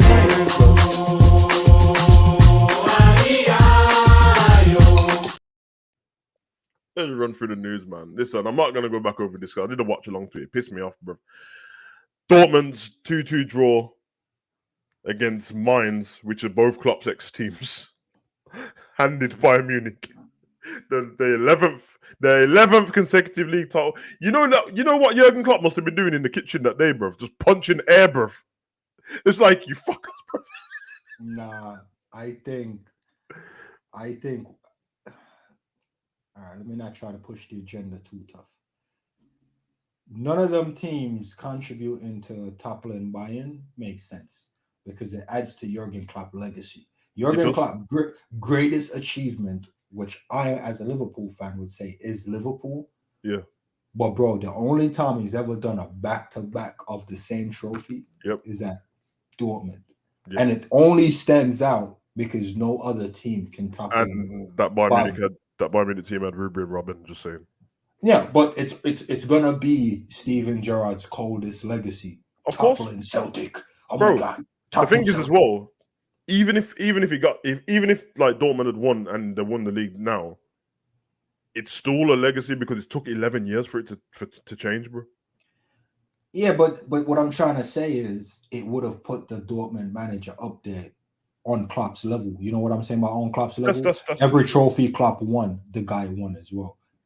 And to topple Bayern, which, bro, before toppling Bayern, no one really knew Klopp before toppling Bayern. You see what I'm saying? That's true. So I'm not trying to discredit them, bro, but yeah, man, Dortmund, I'm not going to diss him with the bottling thing, bro, but it definitely looked weird that it's the two teams he managed. I know. Wait, obviously Dortmund's the team that me and my son follow outside of England, and it's so like we were pissed, bro. But yeah, I mean this. But you man was punching air. Yeah, I was, bro. I was screwing. I was absolutely pissed, man. Again, Messi bows out of PSG. Should be done with another title, bro. I think Messi's winning the league. PSG, it makes him the most successful footballer of all time, along with the guy who's in prison. So when the case is done, when the case is done, we'll know in it. But I don't lie, my man who's in prison, is he still in prison? Is he the greatest right back of all time? You know which one we're talking about, bro. Nah, I'm clueless. Who's in prison? Him and Messi played for the same team, bro. The same Barcelona team. Don't let me say the name, bro. Nah, you have to, bro. Who's in prison? Bro. Alves. That guy, bro. He's in prison. Hey, bro, did you not see the case he caught, bro? Nah, bro. Savage, you're asking me. I'm not on social media and I don't watch TV and I don't watch the news. You doing news with me on screen is probably the closest I've get to news. Bro, when I tell you this is news, don't tell me the case, just tell me when he got whatever locked up. It was how long ago? January. Bro, and this is news to me today. That's all we're gonna talk about it. Just know that like he got arrested for the same thing that all the Brazilians get arrested for, apart from Ronaldinho. But anyway, it makes sense though. It makes sense. Here's why it makes sense. Besides playing for different national teams, they played for the same team, so it made sense. You see what I'm saying? Didn't he went to PSG as well? Yeah, and he went to Fingy as well. And then, but he went back to Barca. Yeah, is Messi going back to Barca? Messi going back to Barca, bro. Then Messi is not the greatest. You know why he's not the greatest? He's just following Dani Alves. No, but Dani Alves. No, he's following. No, but Dani Alves' case, the case what Dani Alves got, he had already left Barcelona to go to the next Brazil. You know what I mean? So, but hey, listen, I'm never saying that he did it or he didn't do it because I don't know, you know, like that. I'm just saying that something weird to me. There's something weird to me that every time the Brazilians get locked up, they keep dropping the same case on man, the same case they tried to drop on Neymar, the same case that the other guy's in prison for. He's got 9 years in it, Robinho. But you know what I'm saying, bro? This, you know what I mean? Anyway, moving on. Rafael Guerreiro is confirmed the free agent at Dortmund. I don't get it, bro, because it's cold, bro.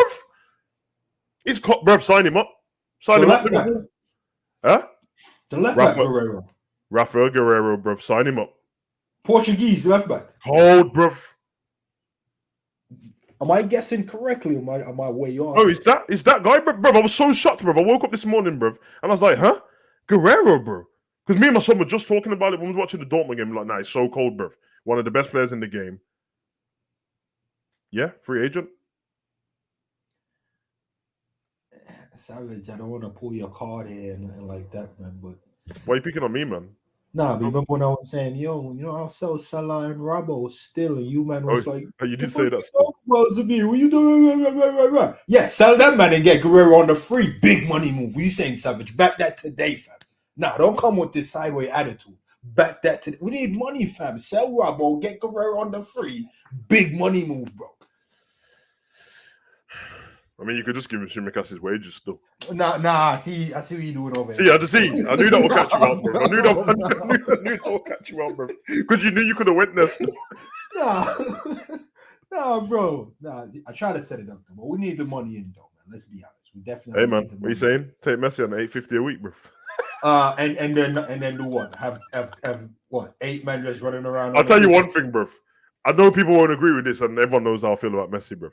You do not want Messi and Salah on the same team, bro. That is terrible, bro. Did you see Salah yesterday? We're not going to talk about the game, but yesterday. No, because they both did it, bro.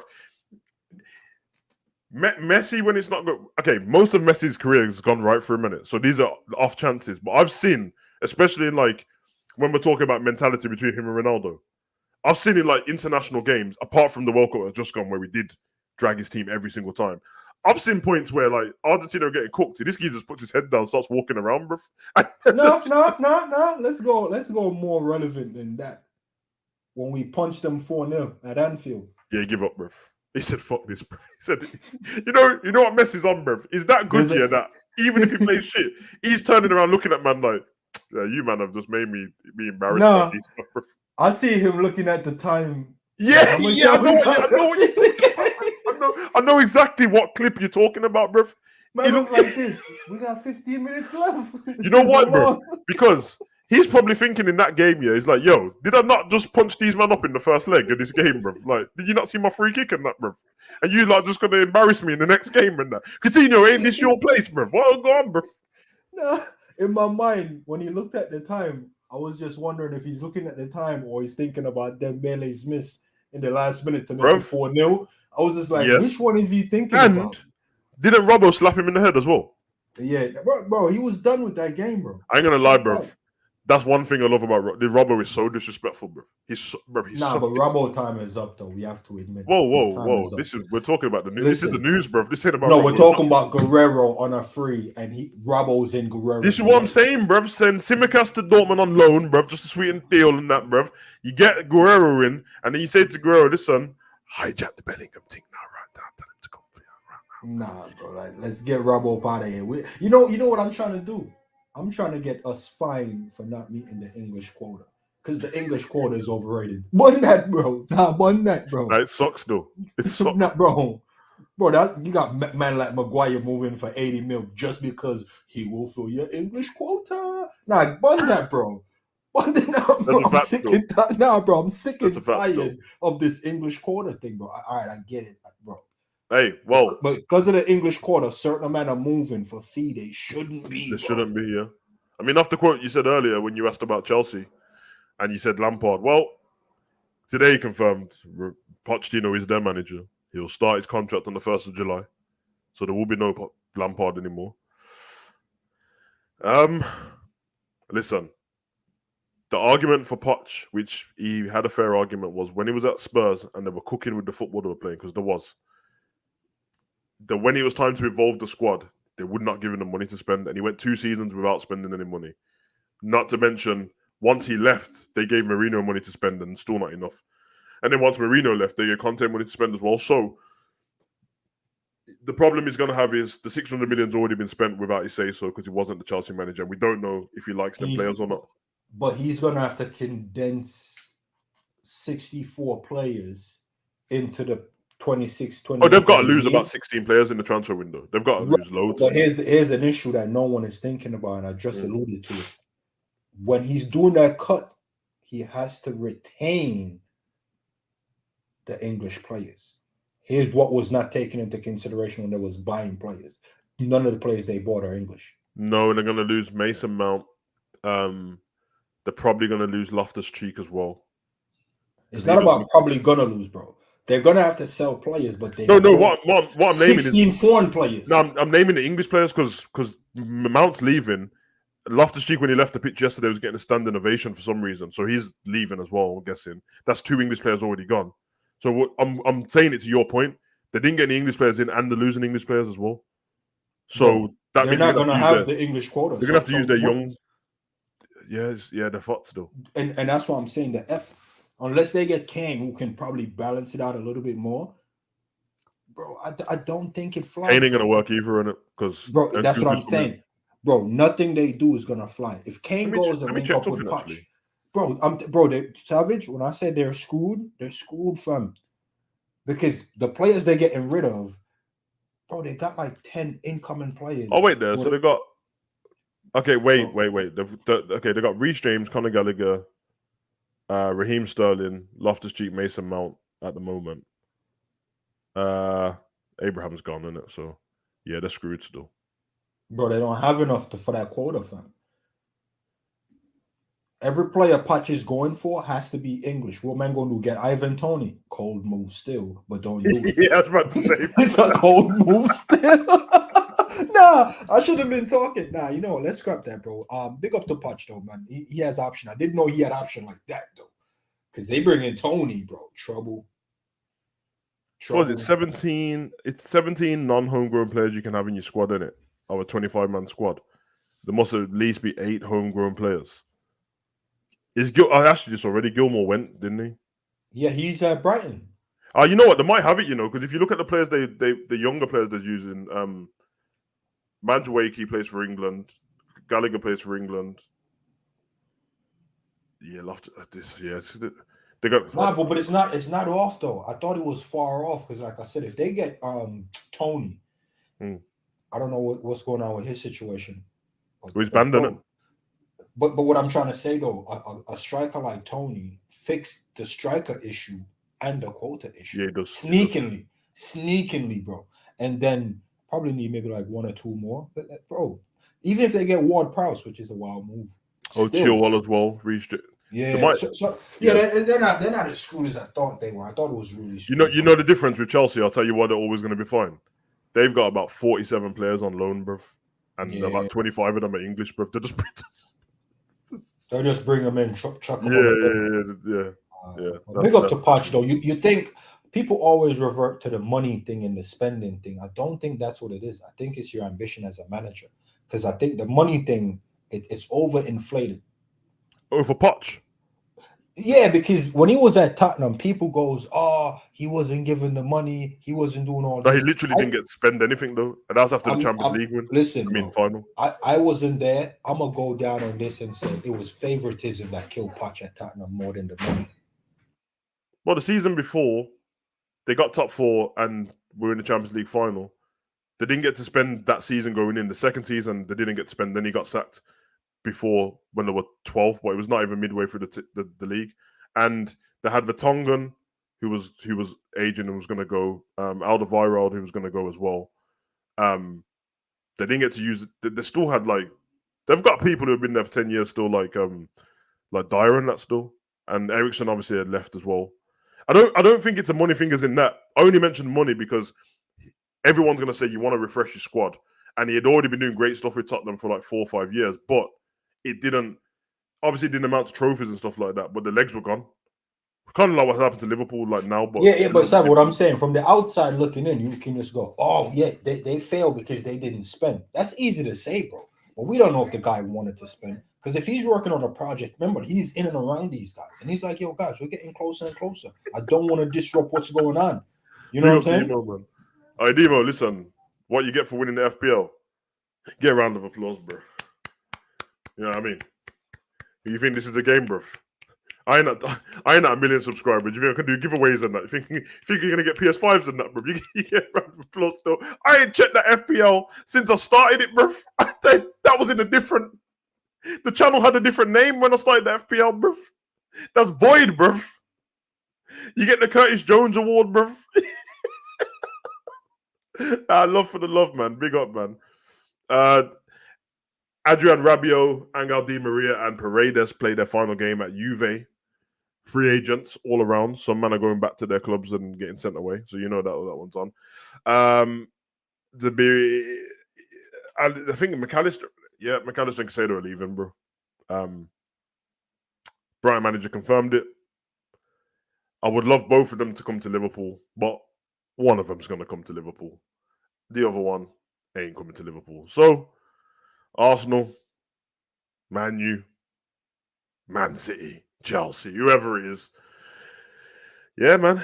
Good luck with that guy, man, because Arsenal's trying to buy him and freaking Declan Rice at the same time and Mason Mount, bro. I don't know what they're trying, bro, but hey, it's one of those. And I don't trust Arsenal when it comes to Man City players either because Arteta was their coach in it. So he's got connections and that. He's got the phone call. You know what I mean? Can make the text message and that. It's going to be interesting, man. Is CJ going to cook again next season with Trent and McAllister? You know it, bro. You know what time it is. You get me? Nah, it's going to offer so much, bro. It's going to offer so much, bro. You know what I mean? McAllister can obviously do what Hendo can do already and at a higher, way higher standard. And he can get goals and he can take set pieces and he can tackle and he can shoot. He can do everything, bro. So, and Trent is going to allow Trent to cook a little bit more as well. It's going to be interesting. Preseason going to be interesting for Liverpool because we're going to have to see what happens with the system. Do we go with the same system? Do we go with the system in its more traditional form and we actually have a right back in Trent in midfield? Does Fabel start the season, but does Bajcetic end up in that spot? Would you rather see Bajcetic and Trent together in the midfield and then ahead of them you've got Jones and McAllister and then somebody else in the middle with one striker? Is it Gakpo there? Because he's been looking like our best player lately. It's going to be very interesting, man.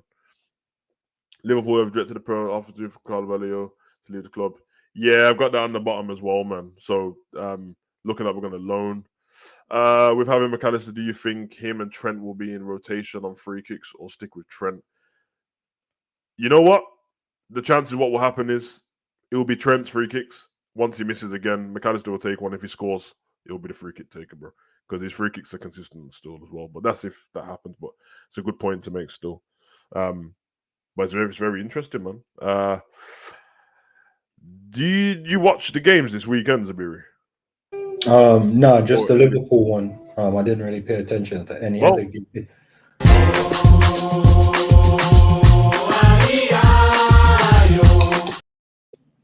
Now, I would actually goal of the season, but it's too early to do that because that takes a lot of research to remember the goals of the season. But the goal of the week you're gonna have to choose between the Southampton player or Liverpool player. Then I guess that's but remember this is there was a game on Friday. Man U. Yeah, but who did they play? Chelsea. They punched Chelsea up in it. Yeah, and then City played as well, fam. And I know what goal. Okay. I'm sneaking it in there still. Okay. Sneaking it in there still. I don't really rate. Nah, there was a goal yesterday. It was close to, but anyway, I'm going in Sisu, bro. Or in Sisu, in Sisu. Great goal, bro. Bro, I'm gonna be raving about this guy for a hot minute, man. And the reason why I'm raving about him, I saw him and I was like, yo, nah, this kid got flair. He's cold. But I'm saying this before he did it. Yeah. And then I'm like, yo, nah, you know this guy. I'm hearing it. I'm like, nah, this guy got something, you know. Now, even on the Potter coming off the bench, you could see it, man. But I wasn't paying attention to him then. That's what I'm saying.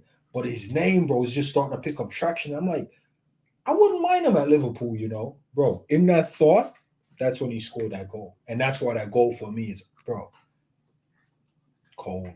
But over the weekend, I don't really have one from yesterday. Sorry, I don't have one from yesterday because I didn't even watch all the highlights. There's Donny's goal who ran for our team and buried it. That goal was cold. There was Jota's top corner goal, cold. And there was Bobby sitting man down, cold.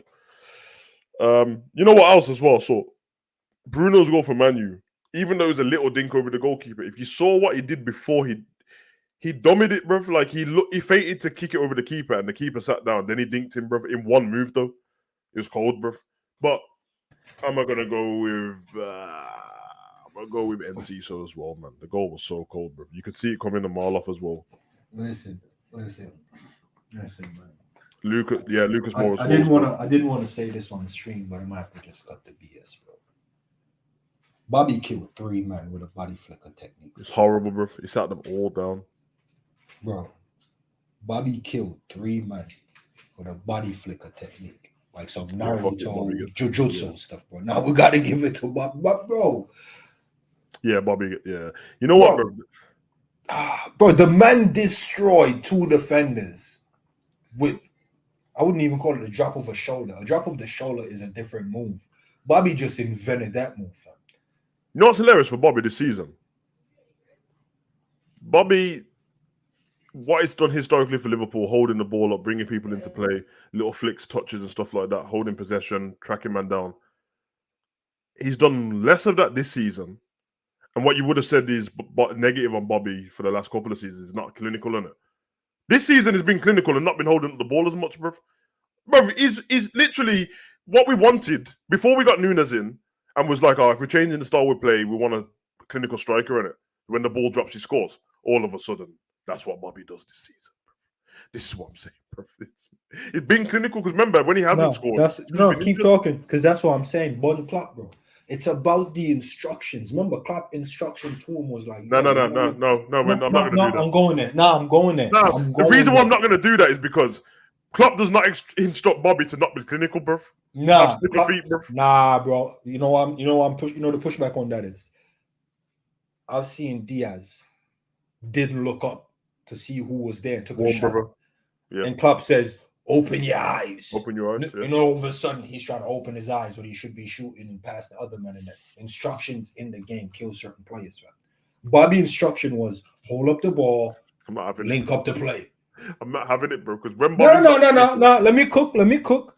All of a sudden, Klopp go, nah, we need a striker that can finish and just do the finishing thing. Bobby looked at man like, bro, you could have just asked, bro. Because no one asked Bobby to do this season. Who asked Bobby to do this season? No one. Bobby said, bro, if that's what you need, I can do that. And he went and did it. And he said, look how I'm about to kill 2 men with 1 move. Nunes over there trying to do the most, can't even kill 1 man. Listen. Now, Bobby's disrespectful. The way he's leaving is disrespectful. I'm violating. You don't do that and leave on the free, bro. I hear all of that, bro. But the one thing that the manager can't instruct you to do is be clinical, bro. And let's be honest, bro. Bobby ain't normally clinical. Salah's not clinical. Mane wasn't clinical. Nunes isn't clinical. And like people don't give me the record of how many goals Salah and that scored either because I watched with my own eyes how many he missed in it. So I know that the goal that we remember the goal the other day when everyone was screwing because he didn't score. What game was that? Leicester. When he's definitely got scores 1-on-1 and he tries to bury it. Yeah, we punched up Leicester. We punched up Leicester, drew with Villa, and then drew with Southampton. So, yeah, I mean, that's what I'm saying, man. But, hey, man, big up Bobby every time. 11 goals, and you see what I'm saying, bro? That was not made the keeper as well. Yeah, calling it to Man U as well. Yeah, it's crazy, man. Viri, I'm gonna let you, man. Do you have any questions that you want to ask the chat or everyone, bro, before we get out of here, man? I think I've been asking most of the people I talk to about it still. Going into this window, and before I ask a question, let me just explain the reason why I'm asking this question. The end of last season, we signed, I think it's literally at the end of the season, we signed Carvalho before July 1st, and Milner re-signed, right? Yeah. And then I think Nunes was confirmed like July 1st or something like that. Mm-hmm. And then I already said going into the season, we're not signing no more than 1 player. And it's because I knew the manager, not the owners, of like what he wants. Re-signing Milner means he's going to get midfield minutes this season. And then bringing in Carvalho, well, that's the new midfielder. And then Nunes, okay, we needed a guy up top, Mane left, right? Yeah. Looking at this season or the window coming up, what's the minimum you're expecting? Not the maximum, not what you want. Because what you want is a different conversation. Of course. Or what you think we should get is a different conversation. It's what is the minimum you're expecting in this window? Is that in terms of numbers or the actual player who is? The actual player, whether it's confirmed already or not. So let's say McAllister is confirmed, right? Mm-hmm. What is the minimum you're expecting in the window? Or minimum you're accepted, not expected. Accepted. Like, so what is the minimum you're accepted? And in the chat, put it in as well. What's the minimum incoming player you're willing to accept? Accept, yeah. So if you wanted 6, don't tell me you're accepting 3, because the 3 might be what accepting is 2 players. So McAllister and somebody else. Okay. If he's the one who's high stakes, and it ain't just because of the price, but the way he plays as well. And it's weird for me because you know what I'm like as a Liverpool fan, man. Accepting, I chose to support Liverpool in it, so I'm accepting of whatever. As long as the players play to a standard, that's the main thing for me. I don't run the business. Of course, it's always nice to have a shiny new toy and stuff like that. But for what I see wrong in the squad, or what can be changed, or what's a point what has to be changed now to even start progressing, it's in the midfield, isn't it? And I think it ain't about whether someone can still do something. It's about I need someone who's definitely going to do something. So for me, yeah, them midfield spots, bro. 2 players, bro. And then if it's what I wanted, would be at least 3. And that third could be a centre back, could be a right back. To be honest, bro, I'm kind of resigned to the idea that we never get anyone to challenge Salah. But yeah, that's everybody keeps saying 5. You know, not the minimum, but just like what. Oh, really? Need. Yeah, I'm not. Yeah, no, I'm not saying the minimum, but I'm saying like most people always like, yo, we should get 5 players, 5 players, 5 players. And I'm just like, yo, I can't see Klopp touching 5 in one window. You know. I just can't, bro. I can't. Because he always says to embed 3 new players is a big task, and I'm like, what manager speaks like this? I agree. You can't ingrain 3 men. You see, this is what Psycho is saying. It's not that your comment's wrong, but I disagree with it completely. Only because. Yeah, because we're not replacing them. Yes, because Naby and Ox, that's not replaced. They're not being replaced. They didn't do anything anyway, bro. Yeah. And Milner is a utility player. Now, if you want Hendo to go down to that spot, then that's been replaced already. Then the only person you're replacing is Bobby, but you're not replacing him in a position. You're replacing his just as a player, because we've got enough attackers already. And I have to say as well, I didn't say this just. I know that Liverpool's game yesterday, 4-4, whatever, and I'll be 100% honest, it's not.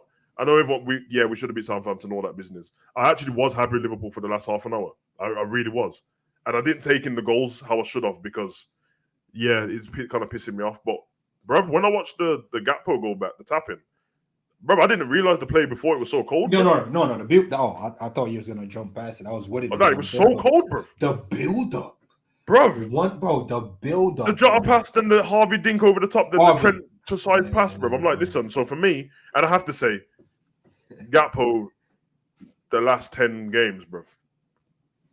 This geezer's I already knew it was a problem, bruv. You already know I've been on board with what you said, bruv. I've been a fan of him. He when he warmed up yesterday to come down the stairs, and I was like, oh man, kind of looks like a star coming off the bench. And then when he come on the pitch, I'm like, oh, he just changed the game like that, bruv. Like, he looks a level above, technically above people. And I'm just like, hold on a minute, bruv. When people do the Bobby replacement thing, the reason why I reject it sometimes is because it's a lazy take. You're basically just saying Gakpo plays that position and Bobby plays that position, so he's the new Bobby. You can't be the new Bobby, but you can be Gakpo, and he's cold, bruv. No. And he's got the access to do. Okay, this guy's on form all of a sudden. That's fine, because I can play where I want to play, bruv. He can play anywhere there. He's cold, man. So the 5 players, though, I know the comment from Psycho. I think it was Psychedelic. It's not like to replace them, but they were numbers that was preventing. And I've always told people this, like, yo, you can't buy players with the amount we had. You see what I'm saying? So we didn't buy the players, not because we couldn't afford them or didn't want them. The slot was already filled. So like in the military, you have your job. You can't just go anywhere. Where you're going, they have to have a slot for your job. So like I'm an engineer. I can't go to a medic and the medic only has 1 slot for an engineer and they already have an engineer. I can't go to that company. I have to go to where my slot is. So to bring a player in, so when they're saying your four is leaving, it's not to really replace the four that's leaving, but Yeah, it's exactly. the slot. You see what I'm saying? Because yeah, that slot, we need to fill that slot. So what we fill the slot with, I think it'll come down to like your rotational player, maybe 2 starting 11. Because like I said, I really think Klopp would avoid 3 starting 11.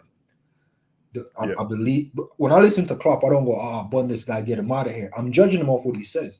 He said he can't embed 3 starting 11. So I'm thinking 2 starting 11 at max. I don't know which 2. You've convinced me Guerrero's on a free. That's one. And then whoever want to come in the middle. But then we're looking at the other 2 impact players. We're definitely the left-footed center back. I think a left-footed center back, whether it's on a free or cheap, reasonable price, swap players, I don't care. We need a left-footed center back, man. I think that'll bode well with the team. And maybe another midfielder. I don't know what the plan for Carvalho is, but I'm still in agreement. We need 5 players. It's just I don't know how we convince 3 men to be either bench or 1 project guy. I don't know how we do that. I agree with everyone, to be fair. You know what, man? I'm just quite level-headed on what I'm... So I don't want to get to the point, and everyone has their own way of being a Liverpool fan and all that business. I'm never going to tell man to do that.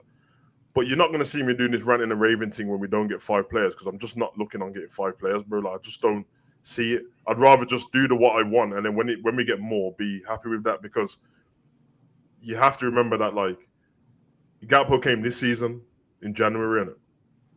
And Nunes came last season. Well, the beginning of the season. With Carvalho and Ramsey. So Ramsey's not played. So that's a play. And I'm not trying to do, it's like a new player. He's literally a new player. He hasn't played, bro. He ain't done anything, bro. 30 minutes, 23. Thought it was 15. Yeah, so you got Ramsey. You got Ramsey. You got Nunes. Carvalho hasn't hardly played any games anyway. Obviously, we saw today that Premier League teams are interested, but Liverpool ain't looking to sell him at all. They might put him on loan. And then you've got Gakpo. That's 4 people. You take it away and you want to brush off the other ones, then at least Nunes and Gakpo for sure. Then if it's going to be McAllister, it's like 3. Then you got the young players. Bajcetic came into the squad this season. And let's be honest, bro, he's a proper guy, bro. So then you're looking at, okay, where are you replacing? Because think of the squad. And the front 3 sewn up in it. Whatever system we play, the attackers are sewn up, bro. That position's taken. The midfield that we've been playing has, if I'm correct, you'll have to correct me, but with Curtis and who's been in the centre, Gakpo. Yeah. It's been Gakpo in it. Yeah, but so basically the midfield, Curtis, Hendo, Fab, and Trent, I think that would stay. And because next season is probably the perfect season to take the armband off Hendo, but not in a disrespectful way, but just to put it on a Milner level where if he comes on, it's your choice whether you want to give him the ban or not. Or he starts, he can keep the ban. But the reason why I'm saying is I'll only take 2 players in the window and then 2 more in January. So I wouldn't try to fill the 5 in the summer. I wouldn't fill the 5. I think if you try and fill the 5, it could be a rush job as well, man. I try to go for the 5 in both windows. Well, let me just 1 second. Villa was the last game before that, innit? Just see the lineup. Yeah, so it's Gakpo in that spot, but it depends if he plays up front. Okay. So I'm looking at the squad, and when you're looking about signings and stuff like that, because I'm with you, man. I'm more thinking of the first team because it automatically means that Thiago's going to be on the bench, Bajcetic is going to be on the bench, and Hendo might be on the bench. Hendo's going to be on the bench. Yeah, and that's a big mic as well. Yeah. Nunes or Jota's going to be on the bench. Because now I'm looking at, and it does seem like we've got a bit more depth than you think we've got. Bro, especially people don't realize, bro. You know what's mad? That you said the depth. When we signed Diaz in January, before January, people was like, "Yeah, we don't have any depth in the squad." One guy came in, the depth in the squad is mad, and it's like, bro, are we doing? Okay, I'm going to do something quick. I'll just quickly type up our players that won't start.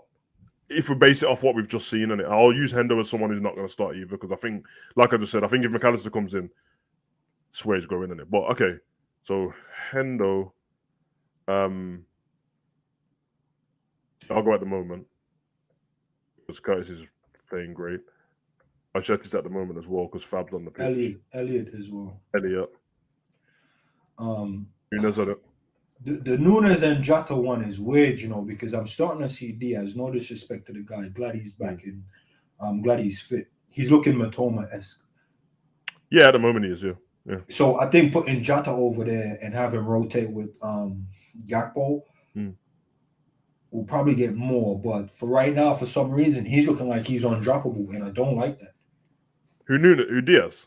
Yeah, he just slots right in, and I don't think that will change. Yeah. Okay. I think the change will be through the middle, and I don't like that. Okay, so I'm thinking now, that's off the first team.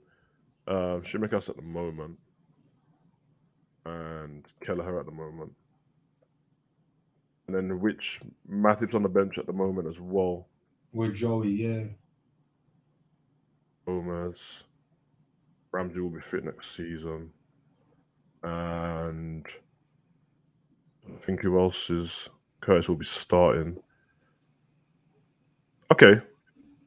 And then there's obviously players that added in and stuff like that. That's the bench. Hendo, Thiago, Bajcetic, Elliot, Nunes, Shimikas, Kelleher, Matip, Gomez, and Ramsey. So let's do the devil's advocate thing. So we get one center back in. I'm assuming we're gonna have to replace either Matip or Gomez. Most people probably vote Gomez, to be fair. Most people vote Gomez, but the thing what's around that people think that Matip's going to leave for some reason. No. But yeah, but that's what I'm saying. If we had to choose who's going and who's staying, we'll probably get more money for Joey, and then Matip will more likely leave on a free. Yeah. You see what I'm saying? So then that's who the center back that we're getting is going to be replacing Joey. Don't want to do the Klopp thing. Well, how many center backs is going to be of a higher level in the Prem and give us homegrown quota than Joey? So for me, Joey ain't going anywhere. I don't think Joey's going anywhere. I think Matip will be the one. Yeah, so I agree.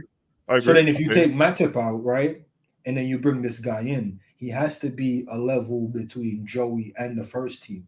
Still, that's a tight window. You see what I did there? So it's mad, man. It's mad. And then the other names that you have there, so midfielder, I can't see Hendo leaving the team. So Hendo's nailed down. Is Thiago gonna go? No, but this is the bench, remember? No.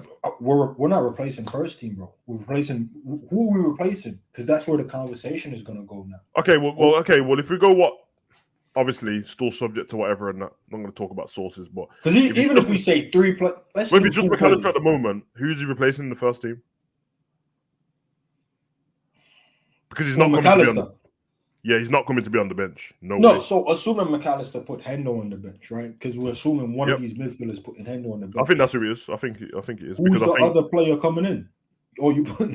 No, but that's my point. Me and you were basically saying that we can be fine with it. I'm not going to be losing sleep over it. But if you replace him in the first team, Hendo in the first team, which is not. It's quite not like for like. Hey, I got something for you still. If you take Simi off this bench list and put Robbo there, a man like Guerrero comes in. I'm just saying. So put Guerrero in. Where's Shimikas? In the first team? No, but Simi's gonna leave, bro. We'll sell Simi. Okay. Yeah, sell Simi. Robbo drops to the bench. Guerrero comes in right now. I'm here for Guerrero right now, bro. I'm just saying. You know what I'm saying. But we could also sell one of the big guys if they want to leave. When I say big guys, I'm talking about VVD, Salah. Possible, but I don't think they will. I don't think they're trying to leave. To be honest, the way the team is set up right now. If I'm honest, though, the thing is, obviously we play inverted, isn't it? But when it does work out. McAllister has been playing all season for Brighton in Fab's spot. The exact spot. That deep. Yeah. I even just checked the lineup as well. He always starts there, bruv. It's him and Pascal Gross next to each other, bruv. Now, on what I would want if he's going to play like that, it would be him and Bajcetic next to each other. But I feel like Fab will start the season. And I think McAllister's So leg. you don't have Trent next to Fab anymore. This is the problem. If McAllister comes in, someone has to leave that spot, bro, because he's not coming to be on the bench. Which means you're basically saying Fab get out of the squad, innit? So he can go up there with the top two, Jones and them, man. You don't want Fab. You want up there, McAllister up there or Fab? No, I'm saying that's where I want McAllister. I didn't know you was getting McAllister to put him deep. That's my point. We started talking. The links with McAllister's been there the whole time, and in that time we've changed the formation. So if you're more like the way he's been playing at Brighton, he's in that deep position. He's literally in Fab's spot. I would but he can play further up, and I'll play him where Hendo is. Nah, yeah, I think where Hendo is fine, because that's what I was saying to you when I was talking about Madison. So Madison naturally is from where Hendo is going forward. Where McAllister is from where Hendo is, and where Hendo is, Hendo actually comes deep. Which is better. So because it gives Trent the free roll. It makes way more sense for McAllister playing that spot. Yeah, so it gives Trent the free roll. So I think McAllister don't disrupt the free roll Trent has. Because a Madison comes in, Madison will want a free roll. You don't want two midfielder running around free and one can't even defend. You see what I'm saying? So I agree. It's tough, man. Major, can you man comment on the treatment of Carvalho? But I'm going to be 100% Bayesian. I don't feel like everyone else feels about it. When it comes to people being disrespected and that, there's a certain thing what I look at and go, that's disrespectful. I don't think him not seeing the pitch is disrespectful, considering the press conference before the game is when he said he doesn't know if Carvalho's going out on loan or not. And if he's going out on loan, it's not the same as somebody leaving the club and giving him a game. Might as well just leave him on the bench, bro. That's what it is, isn't it? I differ with this because I always try to understand what people's agenda is, and when people tell me, owners don't invest, or buying players, manager doesn't want, I think he might be. I don't know if Klopp rated this guy, because when we got him, I didn't think it made any sense getting the guy, because we had Elliott and we had Jones, and then getting him, it's like, so why are we filling the team up with all these young men? Yeah, they could be bad boy, they could be promising, but it didn't make sense to me. So I don't know if it's a Klopp signing or an FSG signing. I'll be honest with you. The reason why I don't, what am I feeling bad for him about, bro? I'm not being deadly serious. I like him. I think he could have went to another team and did more. Because here's why I feel bad for him. How did we help his development this season? We haven't. So that's how I feel bad for him, because he could have went somewhere and developed. The only thing, I agree with everyone on that. The only thing I think is the way he's been spoke of is like he's been wasted for 4 years, bro.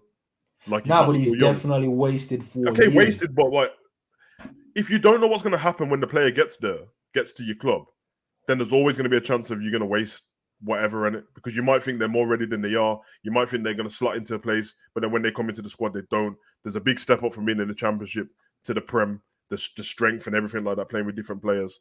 And then it's like, okay, he's building. If his plan is build a team for the future, which is when he signed his contract, he said he wants to leave in that spot. They clearly wanted Carvalho, and Klopp wanted him, because we tried to sign him before and it didn't work out on the last day. And then they rushed to sign him again, like, yo, in January, we're definitely gonna snatch him up because we need him and all that stuff. So they definitely wanted him. I don't think there's a bad thing about taking someone who's that young and having it, because what happens now is you either put him out on loan or you have the preseason and see if he can fit into the team. But to your point when we were speaking weeks and talking about Liverpool not making any profit anymore of players and not selling them, which has been a thing. We used to have a team full of people that if we sold them, we can make loads of money off them because we're at the highest level. Then we went past that threshold and we got the trophies out of them, but now you're not worth anything, or we didn't sell you for anything. Carvalho got brought 7 million, I think. Yeah. Bruv, he's going, whatever happens from now on, he's going to leave for more than 7 million, bro. If he leaves for 15, it's not a whole lot of profit. But what I'm trying to say is the development, I don't think he's developed much within this 1 year. And I'll use Jones now from my perspective, because I don't know Jones. I don't think Jones developed a whole lot between 18 and I think he's 22 now. How old is Jones? Yeah, same. That. So I don't, bro. a lot of other players developed a lot more than Jones did by just staying around Liverpool. I don't think Jones' development is some off the top. Oh my God, he's this, you know what I'm saying, groundbreaking player, breaking numbers, and yeah, he stepped up. I'm not gonna knock him for that, but the development hasn't been that massive. And I feel like Carvalho is gonna be subject to that. How old is it? 2 years from now, yeah, he could step up the way Coutinho possibly stepped up when he came in. But you know what it is, bro? it's a weird one, man. I don't even disagree with everyone. It's just that I feel like there's been so many young players to set a precedent in the last few years at a world-class level. And it's only like 4 or 5, but they're so world-class that like their levels in it.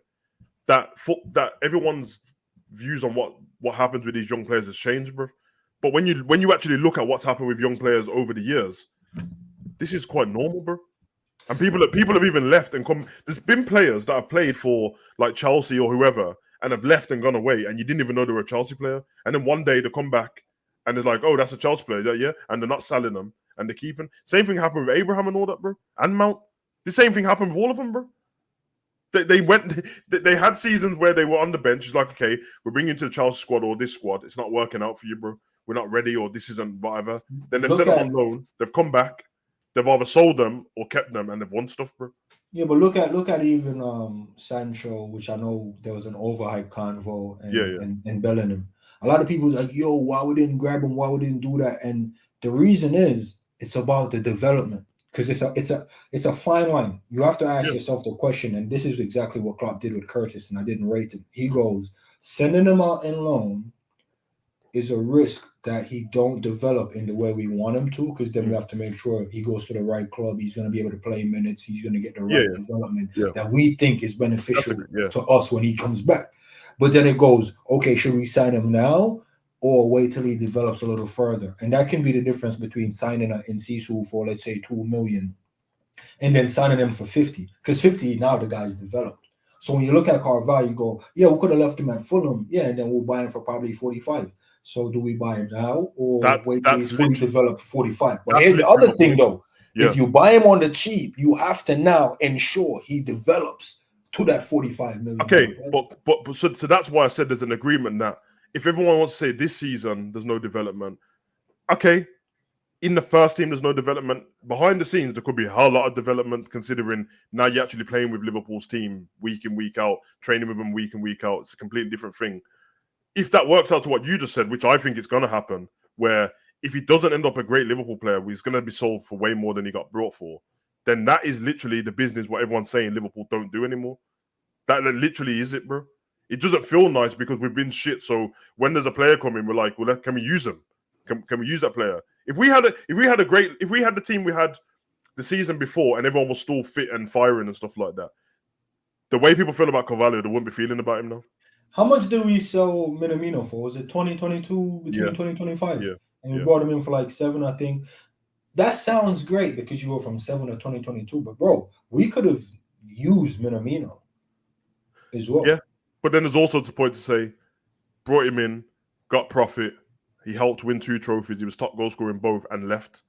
Perfect sign-off, bro.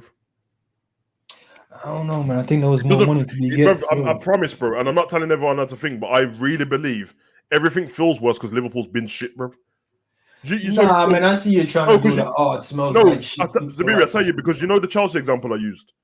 With young Chelsea players, nobody cares when Chelsea was winning the Champions League and the Prem, bro.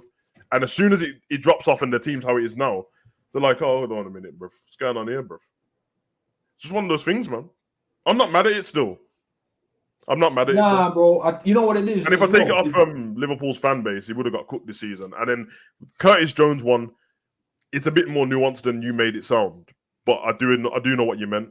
But here's the thing, man. I think you're using the Liverpool piece too, bro. Bro, most of us are just football enthusiasts that just enjoy the game and the sport. And they're all players that we like and are excited to see, especially young players. Yeah. And when they don't get developed in the right way, bro, even though they're not on our team, or even if they are on our team, bro, we still feel bad for the guy. Because that guy had mad promise, bro. At Fulham, the guy was cooking, fam. And for him to come here and stale out like that, bro, it is sad. I agree with that. Feel bad, but I don't think he's been disrespected. This man's a professional But yeah, footballer. He's a professional. No, because this is what happens, bro. The man's a professional footballer, yeah. And I know that we use the word kids. All we mean is younger players, but they're not children, bro. So I'm not feeling bad for him like that. I feel bad because I want to see him on the pitch, and I know he's cooking before. You want development of the player and stuff like that. But like, he's not walking around all depressed and shit like that, bro. Like, I just don't know, you know what man. I mean? I don't know, bro. I'm just saying, man. The sauce the guy had, and the amount of water we pour in that sauce, bro, it's criminal. No, I'm a cook. I cook, bro. I see man water down the thing all the time, man. The guy should have definitely, bro. Listen, man. I know it's a rough season, but even as rough as the season was, it would have been nice to know definitively he's not of this level, or he is. We don't know, and that's where I'm really like, how did we go one season and we don't know what the guy is or about? Listen, man. We'll see. All I'm saying is, it's rough. It's either in the two ways, man. It's either end up with a profit for Liverpool, or in 3 years, Carvalho sitting down having an interview on Sky Sports. I was like, oh yeah, your first season that was quiet at Liverpool. What happened? And he's gonna tell you, I wasn't ready, and now he is. Man like Carvalho, like that. Anyway, we gotta get the hell out of here, man. Yeah, I mean, that was a 2-hour show. I actually got some fucking work to do still, but it's been beautiful, man. It's the end of the season. We'll think of some more content and stuff to come up with in the meantime and stuff like that. But for the hangover on Mondays, that's done. Watch-alongs in the future. I got Europa League, Europa Conference, and Champions League finals. That's about it for me, and then I'm signing off, bro. And then Zabiri's gonna do videos on his channel because I'm putting him on the spot. Maybe not. We'll see. I got a question for you though, man. I asked you, the manager, who you giving the player award to? Player of the season. Guy. Yeah. De Bruyne. I didn't hear you. I think you chipped out. Kevin De Bruyne. UNN's gonna have words still. Nah, he's been the best player all season, bro. Some people say it was Gundogan that held his end still. But anyway, I'm going to go Haaland, man. I don't think, even though it was expected, I don't think we should belittle it because... for you, man, bro. No De Bruyne, no party, bro. Trust me. No, I understand what you're saying, but I just need people to know Harry Kane scored 30 goals at Tottenham and didn't even win the Golden Boot. Do you know how sad that is? Nah, do you know how sad... Bro, do you know how sad that is? That sucks, bro. But hey. 30 goals, no trophy, no Champions League. Hey. And another man still outscore you. That's Harry Kane's fault, bro. Yeah. Anyway, so big up yourself, man. Love these shows. I hope we can have some hangover talk, even though there's no party right now. Yeah, man. We'll have a hangover. We'll have a hangover and some different talk, man, for sure, bro. We'll chop it up and all that, bro. It should be cold still. But yeah, we'll see what's coming up, man. You know what I mean? It's one of those, bro. The season's been a long season, bro. You know what I mean? Them man are gonna have a break. I need a break too, right? They're by the beach and that. So man flying out today and that. Yeah, trust me. And that. I don't know. Suspicious still. Aye, man. Been your boy Good Savage. Comment, like, subscribe, and share. Man like Zabiri and that. Peace.